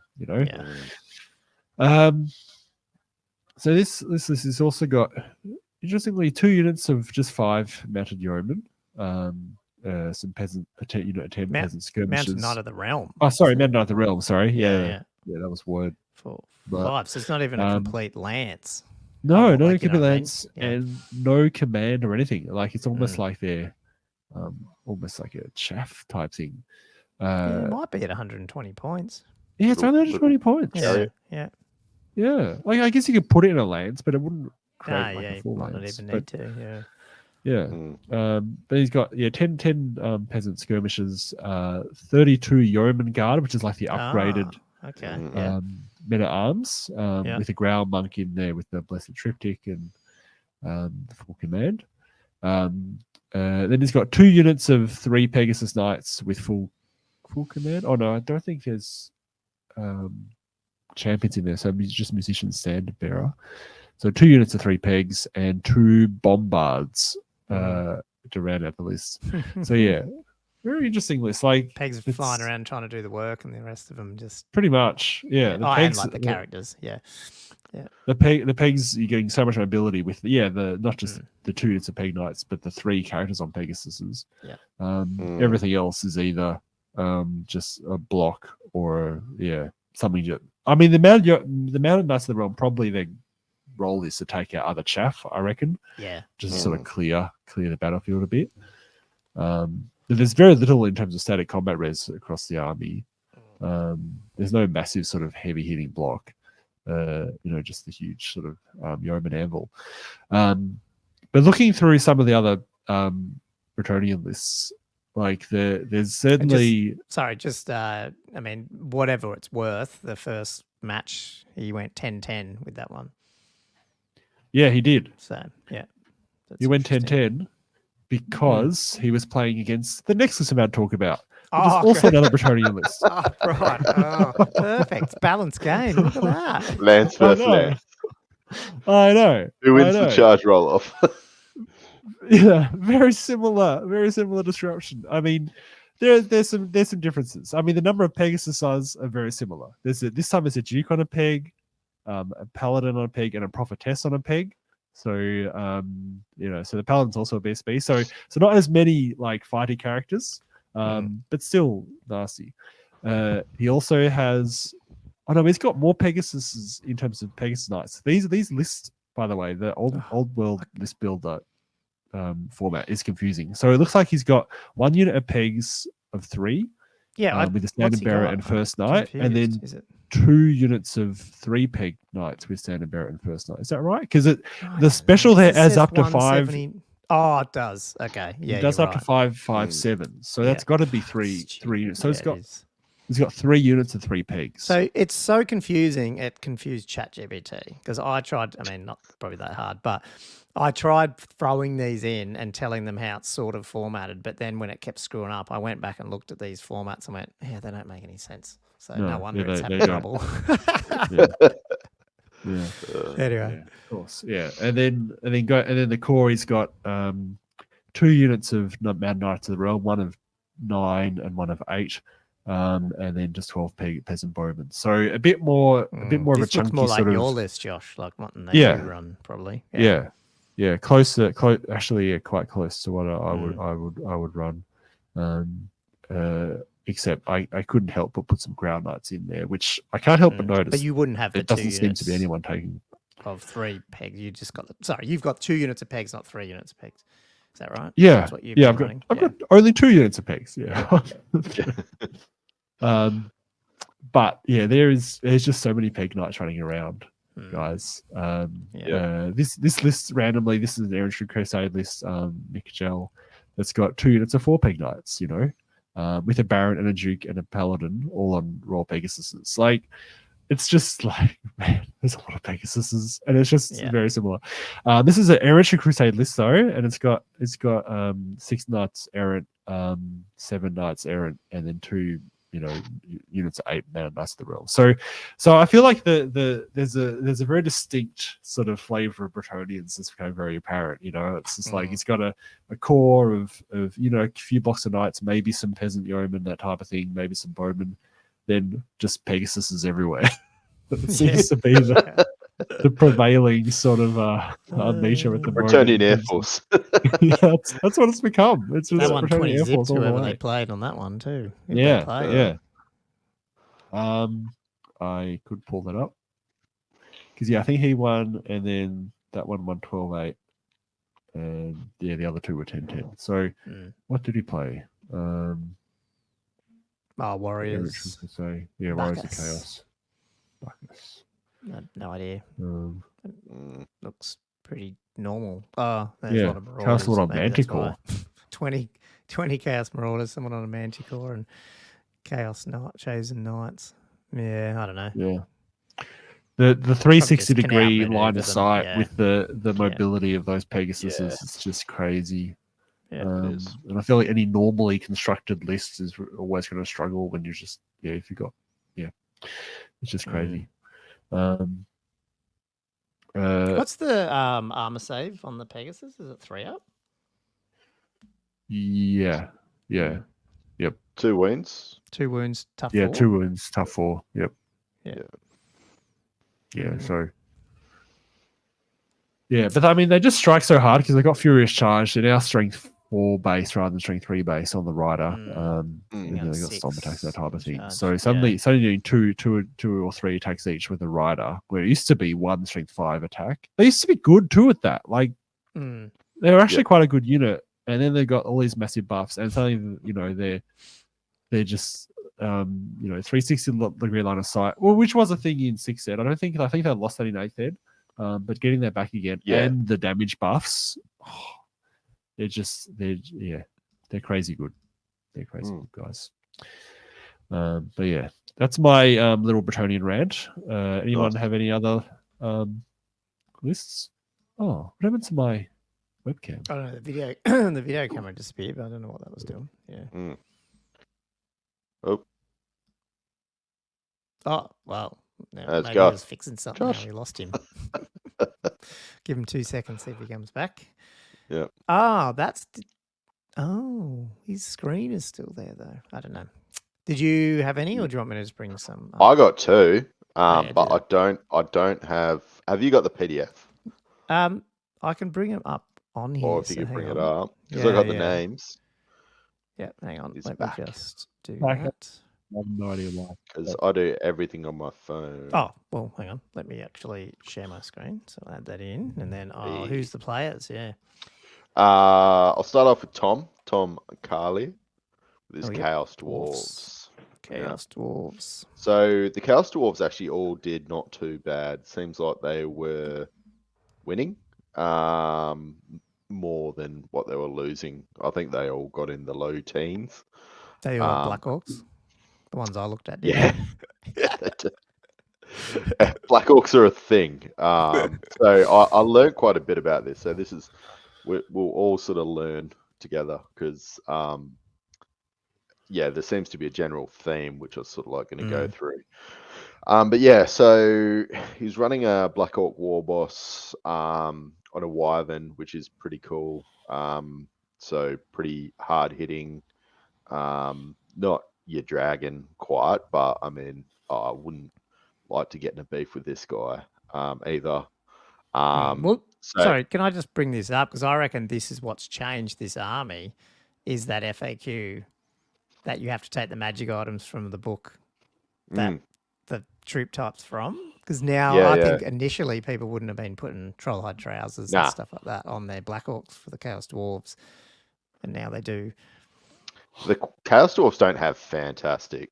They got a couple of alright magic items, but yeah, the Orcs got some pretty good ones. So like, yeah, with your troll hide and your protection, then obviously you're getting your regen plus your ward. So as everybody knows, it's pretty scary. He was running Hobgoblin Khan on a wolf, which I thought was pretty cool with the ruby ring. Seems like a lot of people do run the ruby ring on like a little mobile, goblin or 360 line of sight. Yep. yeah. So that's pretty cool. Running the Sorcerer Prophet, which these guys are sort of like you go to. So you've got like a combat orientated sort of Chaos Dwarf, but it seems like the Sorcerer is just so much better. They're pretty fighty compared to like your normal sort of sorcerer that you get. Yeah. So I think they got like 3 or 4 attacks and they're like strength 5, tough 5. So something like that. But yeah, just their stats are actually pretty good. And then obviously he's got level 4 demonologies, nothing to sneeze at. He's on Mantle of Stone, so +1 toughness. He's on his Taurus, so yeah, I don't know. He's gonna have like toughness 6 or 7 coming out of that. Well, yeah, the Bale Taurus probably has tough 6, does it? Oh, I'm not Or sure. maybe it It's doesn't. like Maybe I that's think why it's he's like a gone to- plus. Yeah, Maybe the but mantle. Or maybe that's why he's gone mantle to get tough 6. But maybe, I mean, would he have tough 7? I'd have to look at the stat. Maybe. yeah, I'd have to have a look as well. But yeah, that's pretty bloody good if you go on that plus your Wyvern. I mean, you got 2 flying characters running around who are going to be pretty tough in combat. Running, this is funny. So like they had these Black Orcs, these little Black Orc darts. Yeah, I've seen them in another list too. They just had these little tiny Black Orc darts. I was just like, what's the go with these little Black Orc darts? I was a bit confused on what they do. Oh, it depends. Again, this isn't Black Orc darts. This list is the Motley Crew formatting. Oh, is that what it is? Yeah, but I've seen some that you just talked about, but this one is 4 Black Orcs have great weapons, 13 have hand weapon shields. Hand Then you got a weapons. boss. Yeah, that's what that one is. So That makes sense. confusing. Oh, it's stupid. I was like, how do you get 4 Black Orcs? Because I thought it would have been 5 minimum. Yeah. But anyway, well that makes a lot. Well, gommos, I'm learning. There we go. So yeah, it's all right. He's running what's that? Almost 17 Black Orcs. With the big red raggedy flag, Gommo's favorite. He's running 5. Yeah. Yeah. The Hobgoblins, 10 of them. Another big unit of Hobgoblin Cutthroats, 27. I've seen these guys actually must be not too bad, the old Cutthroats, because I think they get like if they get in your flank or something, they reroll a hit or something like that. So they're pretty good if they come in your flanks, I believe. And then they don't have. This is the funny thing. Like you're like, oh yeah, it's Chaos Dwarves, but they've got 1 unit of Infernal Guard of 10. So out of everything, they're Oh. bringing like 1 sorcerer, 10 Yeah. dwarves.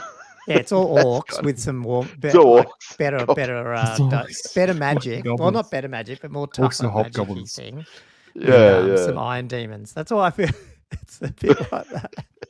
They're risking a bit of an uprising, aren't they? There's barely Yeah, enough I know. They're bigger than yeah. exactly. dwarves to keep everyone under control. And it was All these funny. slaves. 100%. The Iron Demons. I've seen quite a few of these kicking around, and I thought you'd see the Iron Demons kicking around with the I forget what it is, like the Skullcracker modification. Upgrade that gives you. I think it's like 2d6 plus 2 impact hits at like strength 6 or 7 or something silly like that. But everyone's gone this steam cannonade, which is pretty good. I actually looked it up before. So it's kind of like a volley gun. So it's like your 2 artillery dice shots. So it's strength 5, minus 1 AP, armor bane 1. Shots at I think it's like 18-inch range. I'm like, that's actually pretty good.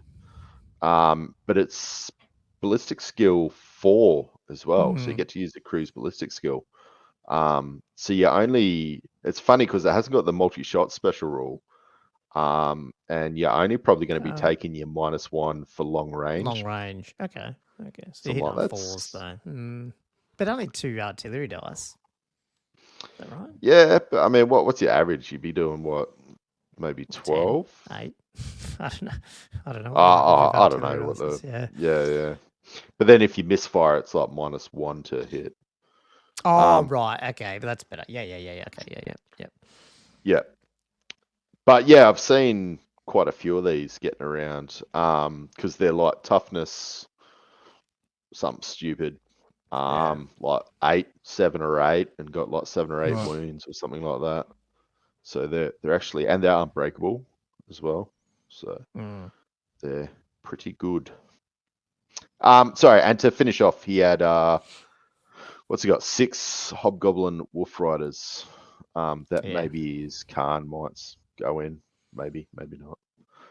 So that's Chaos Dwarf I list. did look up while you're talking though. That Sorcerer Prophet's got toughness 7. It's pretty good. Because the Dwarf's 5, the Bale Terrorist gives you +1, and the Mantle of Stone gives you +1. So I'm guessing that all stacks, doesn't it? That's why they've done it. Yeah. Tough 7's pretty good on characters. Yes. Like on wizards. Yeah. And it's got a few attacks. Is it 3 or 4? Strength. Oh, I didn't. 5? Sorry, I didn't look at the actual stats. Yeah. He's pretty bloody good in combat for I can't remember what the assailant. Oh no, the assailant spell in Demonology is 2d6, strength 2 hits, but you still get your. Is it no armor save? I don't know. So it's not a math. I don't know. Just thinking, like, do you team it up with the demon, like assailant spells? But I don't know if the Demonology one is that. I mean, it's probably okay, but. And do you want me to do my last one? Oh yeah. So hang on, who was that guy? That is a Warlord Dakuma. Skaven. There's 2 Skaven lists. So they both went, I think his 8, and the other one got 6. Go Skaven. Nice, Skaven. So I thought, I want to see Skaven being viable. Like everyone's saying it's not viable. I feel like it is. It's challenging. It's a challenging sort of list. But it's not terrible, but yeah, it's definitely it's not up there. So he's running his Grey Seer, just level 4. He's running Battle Magic, which I thought was different. So he's got Wand of Jet, Ruby Ring, and then he's obviously not on his bell, so he'll just be sitting in, I'm guessing, one of the Clan Rat units.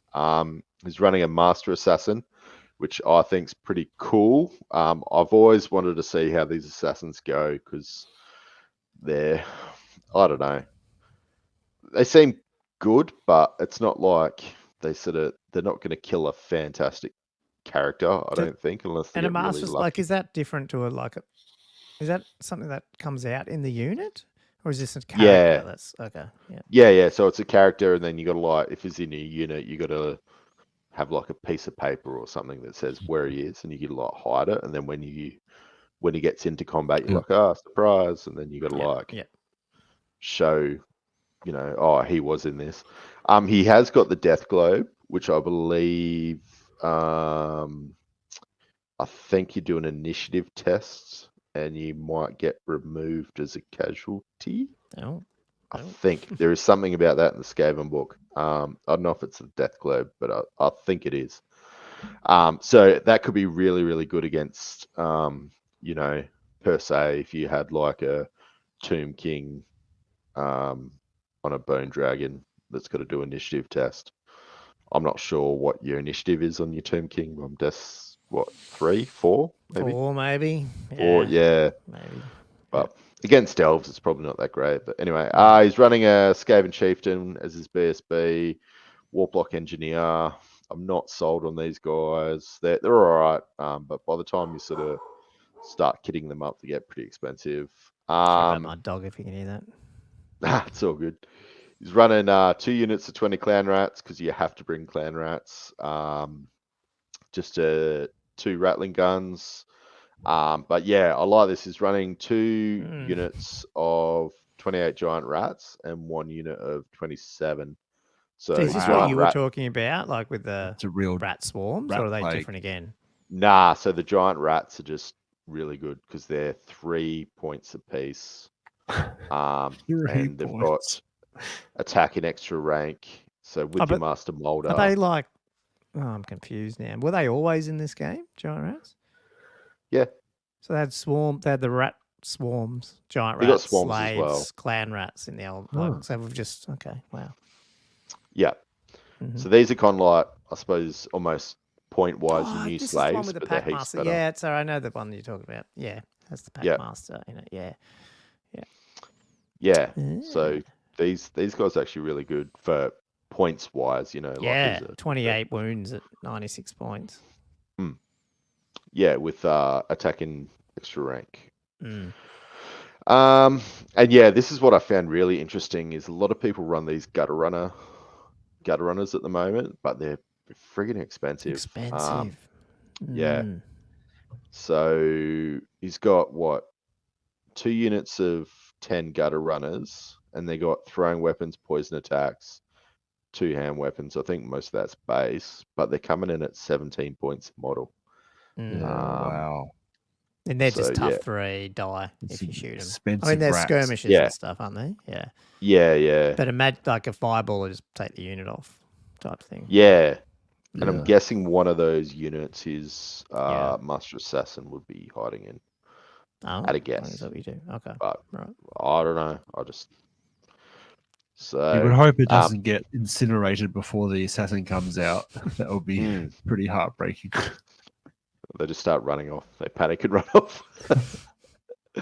And then 8 Jazales. I've seen a few of these with the Jazales, quite large Jazale teams. We'll see how they go. And then it's got to help it.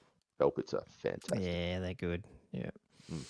Especially if you remember to roll your dice after you die, Andrew.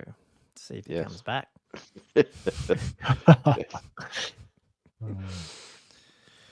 What did you get, Gommo? What's your favorite list? I wrote a few down. Well, not so much favorite. I picked a couple. There's a bunch of Tomb Kings that I just wanted to go through, but I want to go through one. And then I wanted to pick Val's list because I think it's pretty funny. And I know he based his off someone else, but I thought it'd be cool to go through his one. And then, now I lost the other one. I've lost my screen here. There's a beast. No, I'll do 2. I'll do 2 Tomb King ones. Let me just find out who. Did I write them down? No, I bloody linked to them. Sorry, I've linked to them here. Is it this one? Yeah, okay. So this one, Terabyte. I looked through this and then I went, oh God, it's almost, I wouldn't say it's the same as mine, but it was in that, the core was in that same vein. Like, so he's got level 4, he's gone necromancy, he's on foot, he's got the ruby ring, he's got a necrotech. I couldn't fit that in my points. And then he's got the Tomb King on the same build on the dragon. And then in his core was 10 archers, a chariot, like a single chariot, 2 units of horse archers. Actually, no, only one. I think I'm getting confused with the list here. 1 unit of skeleton horse archers, 12 skeleton skirmishers, and tomb guard. And I was like, oh, it's it's sort of similar core. Like, because I wasn't sure. I don't think everyone's been It looks I guess, similar. ragging on the tomb guard. So I was like, but it was good to see that. And then, but then he's gone Necropolis Knights, which you just haven't seen. Mainly because the points, they end up dying very quickly. That's the only problem with him, I guess. But 2 Tomb Scorpions, a Casket, a Necro, but he's got a Skull Catapult. So he's definitely going as well for those leadership debuffs. So it's a very similar setup, even though he's got the Necro Knights instead of a couple of like the double Casket and stuff. But the thing that when I saw that, I went, oh, okay, because when I saw the core, I went, oh, this is interesting. It's very sort of similar. And he's got the Tomb Guard set up. But he's also won 17-3, 19-1. So I was like, oh, Yeah, Oh, wow. it's interesting. He probably knows how to play it, unlike me. But yes, Let's I go don't with know, Tomb Guard. Why? Actually, why he actually wiped Val out. So maybe we'll look at, I didn't realize that. Okay, I just looked at the numbers. Oh, right, buddy. Oh, you're kidding. That's the Beastman I was going to look at. And he wiped that too. Yeah, it was too. Oh, damn. So I don't know. It's under the right player, it's probably a pretty good list. Just with the again, you've got. I mean, at the end of the day, the Necrosphinx and the Dragon, they do a lot of work. Then you got leadership debuffs all over the place with Casket, Screaming Skull. Necromancy, Screaming Skulls, and then you got Caskets coming back and up plus Terror. Yeah, it can cause a lot of havoc. And then you've obviously got Necro Knights, which I guess if they get in and they fight, they're pretty good. It's just they can also die pretty quick, I think. That's probably the issue with them. So, Gommo, sorry, what was the problem with the Tomb Guard? Is that just people run chariots? No, it's not even too. I think it's the narrative at the moment that infantry just sucks. Oh, okay, yeah. Yeah, and then with Tomb Guard I don't think people are 100% saying they're bad, but I think in terms of I guess there's a bit of a debate whether or not Tomb Guard are worth it versus just having a crap ton of skeletons for your core, if you know what I mean, and or chariots where you can actually get some more mobility. Yeah. But I think if you sell into it and you got the necrotechs and stuff, I think it's still viable. Yeah. Oh yeah. I was wanting to get a necrotech in, but see, I went with the extra. The actual leech priest. So I just thought, I don't know, the hatred roll, the +1 attack and stuff is useful, obviously, but the hatred's only the first round, and unless they fall back in good order, do you get that again? I think that was ruled you don't, but you do get the lances. Yeah, it wasn't. Yeah, so I guess I was just trying to lean on the fact that maybe it's better just to raise more of them back up. I don't know. Do you know what I mean? I don't know.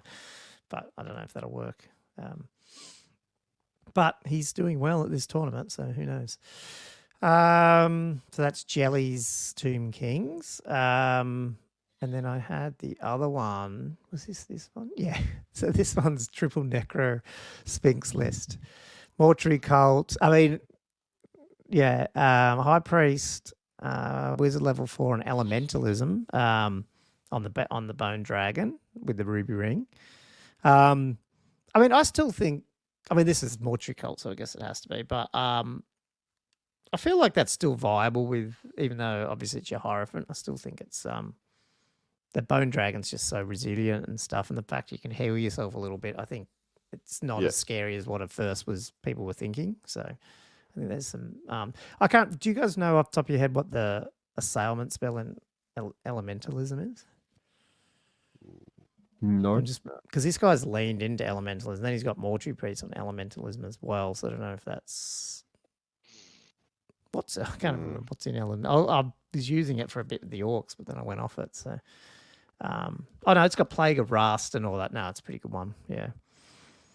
Mm. So it's got the debuff one. I'm sorry, I was getting confused with Illusion there for a second. Then Then Sword is the. is it? Yeah. What does it do? D6 +1 strength 3 hits. Yeah. And that's it. Yeah, okay. And they're flaming, Not I playing guess. into that. Yeah, So he's not really going for that. Yeah, no, he's going to stay away. Yeah. He's going to be using the getting those other spells like Plague of Rust and all that sort of stuff. Yeah. And the ward save one, and what is it? There's the ward. It's pretty good. The elementalism works well with Tomb Kings, I reckon. 41 skeleton archers, so a big block of them. I'm assuming the mortuary priest is going to sit with them. So 41 poison shots, skeleton skirmishers, tomb swarms. So hang on. So does this mean what was that? Wow, 41. Yeah, Just laughing at the poison shots. Yeah. He's also got 7 Sharpty bowmen too, so he's bringing the great bows too. So this thing's shooting like enough. These guys are sitting back and shooting, whilst the Hierophant goes around and probably just shoots people with his breath weapon, because the breath weapons are not too bad actually with the Bone Giant. And then he's just got 2 Tomb Scorpions and 3 Necrosphinx to do the actual 5 Monster Slayers. Yeah. So it's a pretty interesting. Actually, the Scorpions also have ambushes and terrors below. Sorry, so he can probably call them up further back too if he wants with the High Priest. So it's an interesting mortuary. I mean, he did lose the first game, but I mean that doesn't mean anything. Not terrible. Yeah. No, it was quite a close game. Really, 8-12. Yeah, it's a pretty.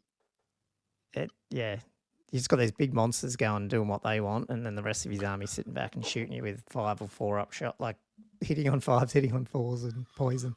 Yeah, it's pretty cool sort of list. Like if you think like, if you're harassing the flanks and got that possibility of having, Necrosphinxes coming into your flank, you might not be pushing so hard against the archers with your whole army. So, yeah, it's. So the other thing, and I forgot to bring this up with my list, and it's not. I mean, it's not really a secret, but it's something that I always forget about. Is the Necrosphinx has that rule where you pick an enemy character and they reroll hits and stuff against it. It's like an assassinate type thing. Oh yeah. And when you got 3 of them, that's pretty useful to be able to pick almost at least either all the characters you want to kill, or maybe obviously 1 or 2 that you really want to kill, and you really go at those ones. But in my list, when I was thinking about it, I was like, well, even just having the 1 can maybe get in someone's head, if you know what I mean. Like, just even if you have no intention to go after that character, it's like I'm going to pick that guy.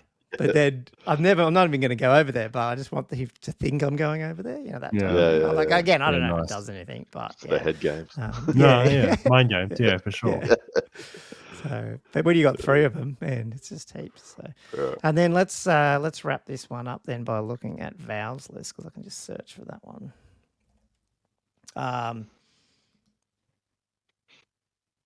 And this is what is emerging as one of the Empire meta, I think, by the sound of it. So it is Captain of the Empire on a general full plate Dragon Bow. The Dragon Bow is actually, I think that I heard him talking about this list where he wants to use this for that annoyance where you got like, you get someone down to 1 wound, you can't get them, and you try and use this just to pep it off.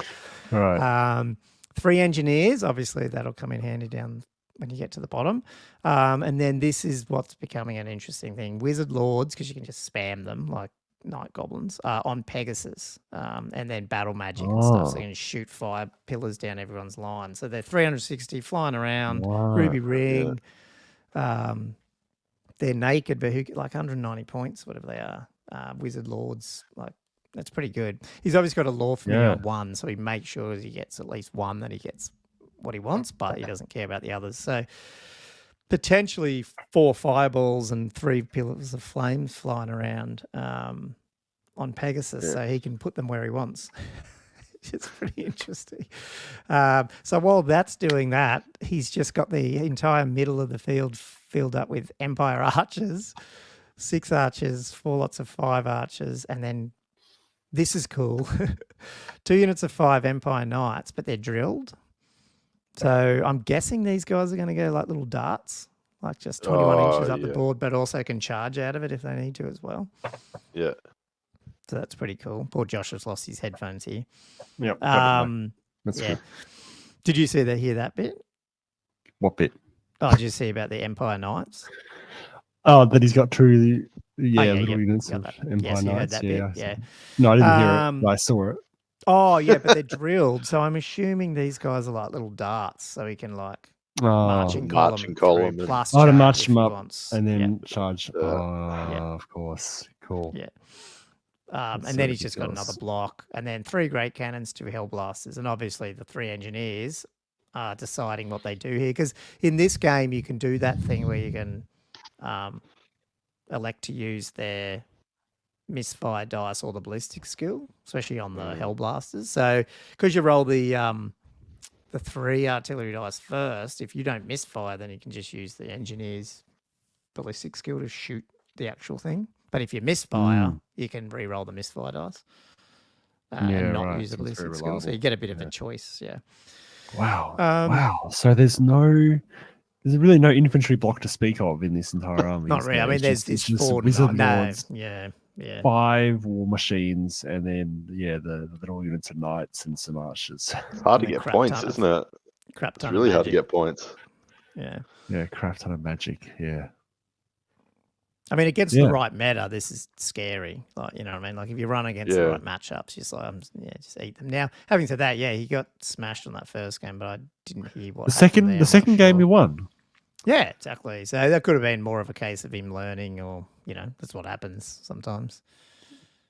I see. That's against a dwarf. The dwarf. See, because he can pick what he's probably out shooting. This is the problem. Empire artillery is better than dwarf artillery, which is sad, but it is. Well, there's a lot more in that list than this list. What is it? 1 organ gun and 2 units of iron drakes. Yeah. Oh no, 2 bolt throwers as well. Sorry. Yeah. Okay. Yeah, but they're probably not hitting much, those bolt throwers initially. The gyrocopters might get taken down by the magic. 3 gyrocopters. Yep. A unit and of all, 30 and warriors, all the artillery. 20 longbeards. Yeah. And 2 engineers. Yeah, he's out shooting that list, isn't he? And with all the magic as well. Those 2 level 4s. My goodness. Yeah. That's 3 level. Wasn't it 3? Oh, did I? Yeah. Was it 3? Yeah. Oh, I misread it. Oh, okay, yeah. Oh my god. 2 of them 3... are naked. Yeah. Yeah. So I mean, you can get 4 fireballs out of this list if you roll well. Yeah. So there's 3 level 4s on Pegasuses. Yeah. I mean, the other thing that is interesting, and the demons are a bit like this if you do it right, is you pretty much you'll have dispels all across the board, because you'll have 24-inch range everywhere, so no one's going to out dispel. Like, you will be able to dispel everything, or at least have a chance to dispel everything, which is pretty good. Yeah. And then cheap too, like 200 points. Like, yeah. Wow. Yeah. On a peg, yeah. I think with Empire, and this is what ASB is saying, he's taken to Castle. Like, it's just working it out. They're just not the same as they used to be, but they're probably still pretty good if you work out what to bring. The sad thing about SBOT is no Dark Elves. Even after our review, no one wanted to actually take Dark Elves. Andrew. Really? Zero upsetting. I thought they're pretty good, but I thought they were. Considering you can get a lot of the figures if you want to, buy Games Workshop, it's kind of crazy that they're not anywhere. But yeah, out of 100 odd people, you'd think there'd be somebody. But anyway, let's jump quickly, unless you guys have any other things. It's getting late. Do you want to just smash through? No. Did you guys look at the FAQ that they put I did. together? I liked it. Yeah. It pretty good. I looked through Is there Some things anything were in here that you wanted to touch on? I bolded a few. I made a copy of ones that I thought were good to sort of mention. But I mean, at least things that affected me. But yeah, I'll let you guys go for speak it. out first, or No, The only one, go I from don't there. know if you highlighted it, was Mhm. the frenzy one. That if a unit was in Is- front. Yeah, no, that's this one here. I thought it's written that way, but at least they clarified it. So with this one, the FAQ came up and ruled about how that do you need to charge if They can't. if they can't, but someone's in front. And it said they basically didn't. Again, Games Workshop not wording stuff well it was a bit ambiguous as does that mean that unit at the front of the frenzied or the impetuous unit has must to make a charge. charge? Yeah. Which I never read it that way, but I guess it's Nah. a little bit ambiguous. Sorry, so I they read that just- one wrong. Yeah. They put it in concrete to say no, unless the friendly actually does declare a charge, Yeah. then you don't have to Yeah, do the charge. Yeah, and that's pretty sure that's what Games Workshop meant to. But again, that's why they need to do this because it wasn't written that great. I actually like this. Again, I don't even know if it was a question mark, but I remember when we first read the victory points, I thought we both brought up, went, oh, is this cumulative or not? Like in terms of the, like the 50%, 25%. So yeah, the best, if you can't kill a unit, make sure they're under 25 and fleeing and you'll get 75% of their points. So, which is good, at least with these rulings. There's a few skirmish stuff here, which again, probably don't go through it all because skirmishes it's obviously a bit half baked. There's a lot of issues around like if 2 units charge skirmishes, then what happens? And so they've come up with some algorithms on that, even though obviously they're making up rules a little bit here. It's probably needed, which is probably pretty good. It looks pretty good. Did you see the one about finding the center of a skirmishing unit? Yeah, sorry, I did. Yeah, that was so that's like, was it furthest to furthest is what they wrote? Furthest to furthest, and then the model and that then is you go closest to into- the midpoint here it of is. that Center, line is the center of the unit. Is the center of the unit, yeah. So if Because you have there's a them in bit a of weirdness circle, about that. it won't be in the middle of the circle. It'll still be on it'll be on a model, centered on that model. Yeah, which I make. Yeah. Well, if it was a circle and it was the closest, so therefore it'd be on one end. Is that right? Yeah, it'll be on one end of that line. Yeah. Well, that's good. Yeah. That's what's got to be. Makes complete sense. No, I like that. The multiple one. Yeah, I mean, it's just They're just saying that you can do it in an order that you want because even though they are simultaneous. They talked about the split profiles, and I don't know if this actually answered my thing. What was it? Oh, And there's an ability that yeah. is not specific to any one profile that applies to all of them while in Dirge on the Mortis engine. Split profile models that have special abilities are not specifically attributed to any profile, refer to the entire model, not each element, and may use the ability once. Yeah, it's just to stop anyone going, well, hang on, there was a split profile saying everything, so therefore everything on the gets to whale. Yeah, everything gets the whole impact thing. hits. Yeah. No. Oh, so it's saying like the 3 Banshees get to Dirge. No, it's saying you only get 1 Dirge. You don't get 3. Oh yeah. But is that what people were doing? Yeah, Or well, I trying think to- it's with that last FAQ where they were sort of alluding to every bit gets to attack. People are like, well, hang on, do I get It's all different models on the same base, and they all get their own abilities and all that. Yeah. And then they've ruled that obviously Plague of Rust is only armor, like not wards. Oh which yeah, again is I had fine. that too. Yeah. Yeah. Yes. It's good to see it ruled. This one's interesting. I didn't even know if it wasn't clarified, but obviously it's not if it's FAQ. So for unit upgrades that create separate units like fanatics and stuff, do I have to kill the parent unit to score the victory points? And the answer was yes. Note that if the parent unit's destroyed but the spawn units are alive, you will still receive full points. So basically, you basically get full points if you kill the parent unit, which I've never played it that way, but I can't remember how it's ruled in Old World. It must be it must be ambiguous. But in old editions, you basically didn't you just get the points for the fanatic and then the units separate? I can't remember. To me, if it's not, I would have thought it'd be if the they've, unit. if they've been dispersed off, I would have thought like it's kind of separate. That's the way I would sort of thought. That's how I used to always do it, but then I'm just thinking, was that wrong? Well, I don't know. I can't remember. Yeah, I haven't thought about it. But this is different in the way that, Recently. you go after those night goblins, 10 night goblins, and they're actually worth over double that points almost because the fanatics are still whirling and you don't around. kill them. Yeah. Because you can't target them, so maybe that's why they've gone. Well, let's be a bit. Well, actually, that's not specific to fanatics though, so they've ruled it for everything. So yeah. Anyway, it's interesting. This was different, wasn't it, Andrew? Does a unit that has a failed stupidity test have to move the full distance? And they said yes. Use the rules for accidental contact. I can't remember what we ruled when we were doing it. Yeah. Was it? Yeah, I can't remember. Yeah. Okay. Just says it has to move.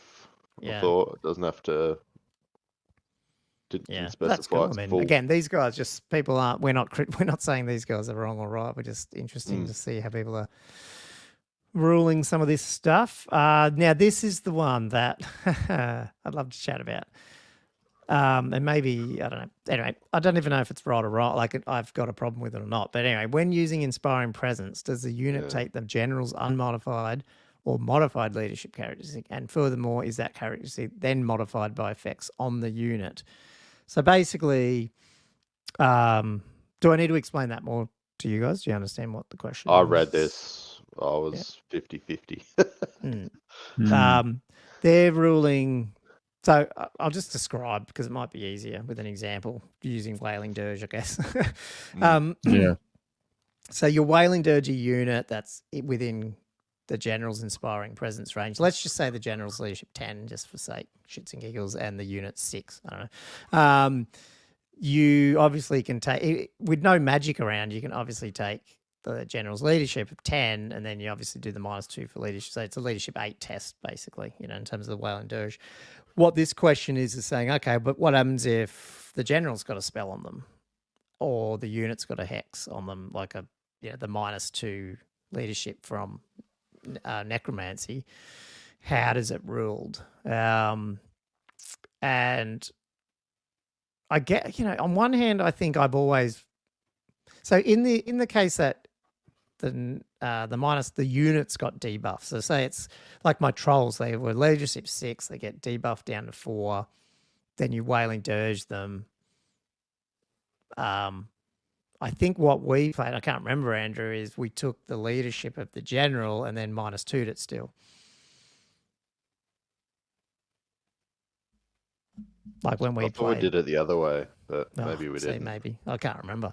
I don't know. I feel like, and I did hear them talking about this because they were talking about how they read it pretty thoroughly and said, look, we're obviously going off how it's talking about characteristics or not characteristics, and that it wasn't really like you're using the general's characteristic, you're not replacing your one. So therefore, I think that's what they were saying anyway. And so therefore, because you're not replacing your one, so basically it sort of buffs, it makes you want to actually debuff the general if you're trying to kill a unit near them, more so than, again, depending on leaderships and what they've got, then just hit the unit. Because basically, if, say in my example, leadership 6 debuffs to 4, if they're next to their general, they can just get a straight up leadership 10. The debuff isn't affected by the general's not debuffed, so therefore they use the generals, which is how they've ruled it, and that's fine. I mean, it's fine. It adds that extra layer of complexity, and let's be honest, with the -2 necromancy spell, it actually says you can't use the leadership, the Inspiring Presence, so it buffs those spells a little bit more. You know what I mean? Or like buffs other things where you can maybe, like what is it? Oh, the troll one, the troll leadership in where you can use the shaman's leadership for your trolls leadership in the troll horde. Like that's not Inspiring Presence. So it's just, so there's, it's really just, you have to really be careful where Inspiring Presence is used or not. So intricacies. Yeah. Now, I don't know if I fully agree with it all, but, and the reason why I probably would say I don't agree with it is I feel like at its heart, it still is like replacing your leadership. Even Inspiring Presence is actually replacing the leadership, because that's where I feel like they did that with movement. When they were saying about that movement, if you have 2 movements, you really only have one. It's just changed your movement characteristic, even though they never actually said in the rules that that's what happened. That's why I was always still leaning towards something like if you use inspiring presence, that just means you're able to take the general's leadership, and now that's your leadership. And then, but if you're debuffed, then you have to take the debuff on again. You know what I mean? Like, but you wouldn't take the debuffs general's leadership and then debuff your, like if you were both debuffed somehow, I don't think that, you know, you wouldn't take both. You would just take the leadership's characteristic of the general, and if you're debuffed, you debuff, you know. I don't know, but I can see why they've ruled it like this way, but it'd be interesting to see how Games Workshop would rule it. Yeah. It's very chicken or the egg. Yeah, yeah. It seems like all, what was those spells in, is it Soul Blight or whatever it was in 8th, which was always like whether or not you could use, there was always this stuff about like when you're having this leadership test that if you can use the generals or not. Oh, was it Soul Blight? It was one of those ones. There was always this big chatter about, you know, your leadership versus your generals one, or, you know, and stuff like that. Anyway, back to it again. This one. Can a unit with random movement use a spell like Arcane Urgency to move again in the remaining moves? No. So I thought you could move, but you just couldn't charge. But they're saying no, models that have moved in the compulsory movement phase are not allowed to move again in the remaining moves phase at all. Which is interesting, which is cool. Yeah, well, we both stuffed that up, didn't we? Yeah, I don't know if that's definitely right or wrong or not, this one, but we stuffed the charge one. Was that the Mangler Squig charge thing you guys Yeah. were doing? Yeah. And that's because it talks about contacting units in that compulsory movement phase. But I can't remember. It probably could be right, because the Arcane Urgency spell says for units that have moved already. But I don't know if it means moved in the remaining moves. Oh, okay. Yeah, that is slightly different, isn't it? I like this one, but I don't know how people are going to rule on it. Is, can the Black Orc Chariot be taken as a character mount for Black Orc bosses outside of the Nomadic War? And they said yes. Come on. Hopefully Games Workshop say that, but I don't know.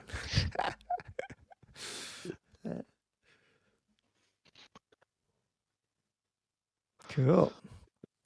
Nah, it's good. It's quite comprehensive. I like what they've done. Just even if you don't agree with it, it's sort of, at least you've got clarity. Absolutely, totally. Clarity is good. Yeah. No, it's fine. Like, I mean, there's nothing here that I would go, rule it either way. It doesn't bother me. I think it's you could just do this until FAQs rule it otherwise, and then, you know. Yeah. It would be good so to get. There's probably a bunch of here that are here because of the last FAQ, which is ironic. Yes. But anyway. Like the split profile thing. Yeah. But hopefully, I think they said on their last week podcast that there was, like, you know, the rumblings again of, you know, another FAQ and that general's handbooky type tournament list thing. Now, that doesn't mean it's coming out soon, because we haven't even seen Dwarves yet. But, you know, I think it's just this bottleneck of 40K stuff, and then obviously AOS coming out. We're just going to have to wait our turn at the end of the day. Someone else, there was a rumor in the other Discord, you know, the bigger one, the guys from the Herdstone who run it. They've got a source in there that does know someone. Do you know what I mean? Like they say, like, I can't say who it is and I can't blah, blah, blah.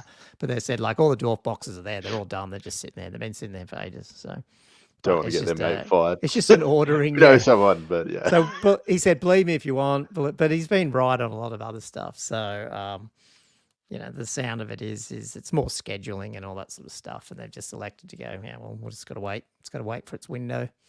But So what's the general's handbook thing you were talking about? So Rob from Squarebase brought it up probably a couple of months ago now, that he heard rumors of it once they knew it sold really well, basically. And I don't like the general's handbook in AOS is like that biannual book that, you know, rebalances stuff or adds new missions and stuff. And I guess that's what they don't want to change. I don't think they're going to change AOS. Old World. Old World's going to be more like Heresy, you know, where it doesn't change. I hope so. Yeah. But it's still, they don't want to just give you the rule book for the next 5 years. I think they do want to to give like especially for organized play and stuff, give a little bit more support or different missions and More stuff. scenarios, yeah. Yeah, and stuff like that. Right. Yeah.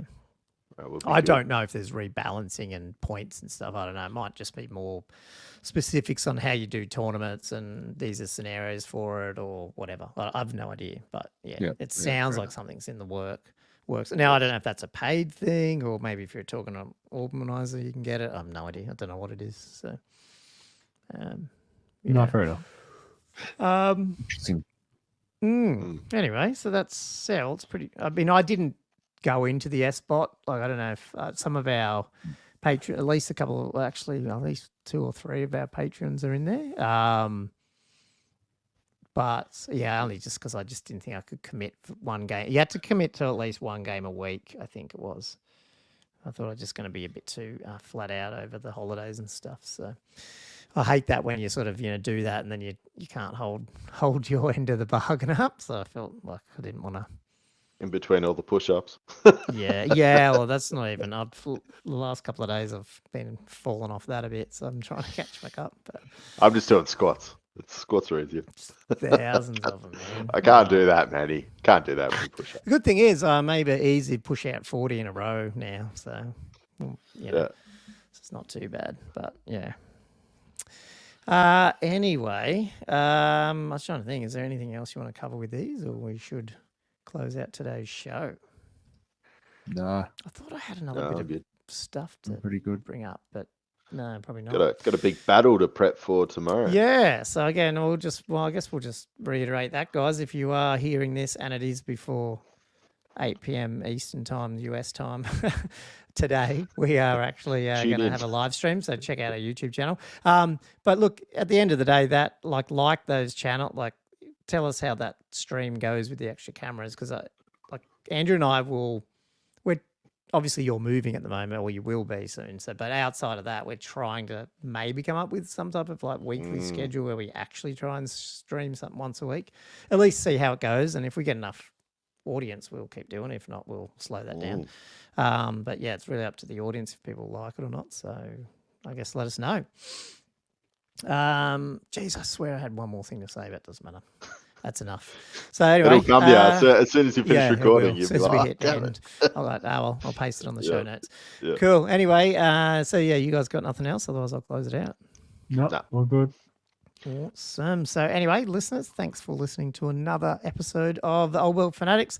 Like I said at the beginning, if you wanted to jump on our Patreon, just go to patreon.com/oldworldfanatics. But if not, you can also hit us up on YouTube. We really like that. Subscribe, and share our content. And you can find us on all the socials and email us at oldworldfanatics@gmail.com. But until next time, guys, thanks for listening to another episode of Old World Fanatics. And Josh and Andrew, I'll see Andrew on Friday. I'll and see you Josh, tomorrow. chat to next week. Yep. See Good luck, guys.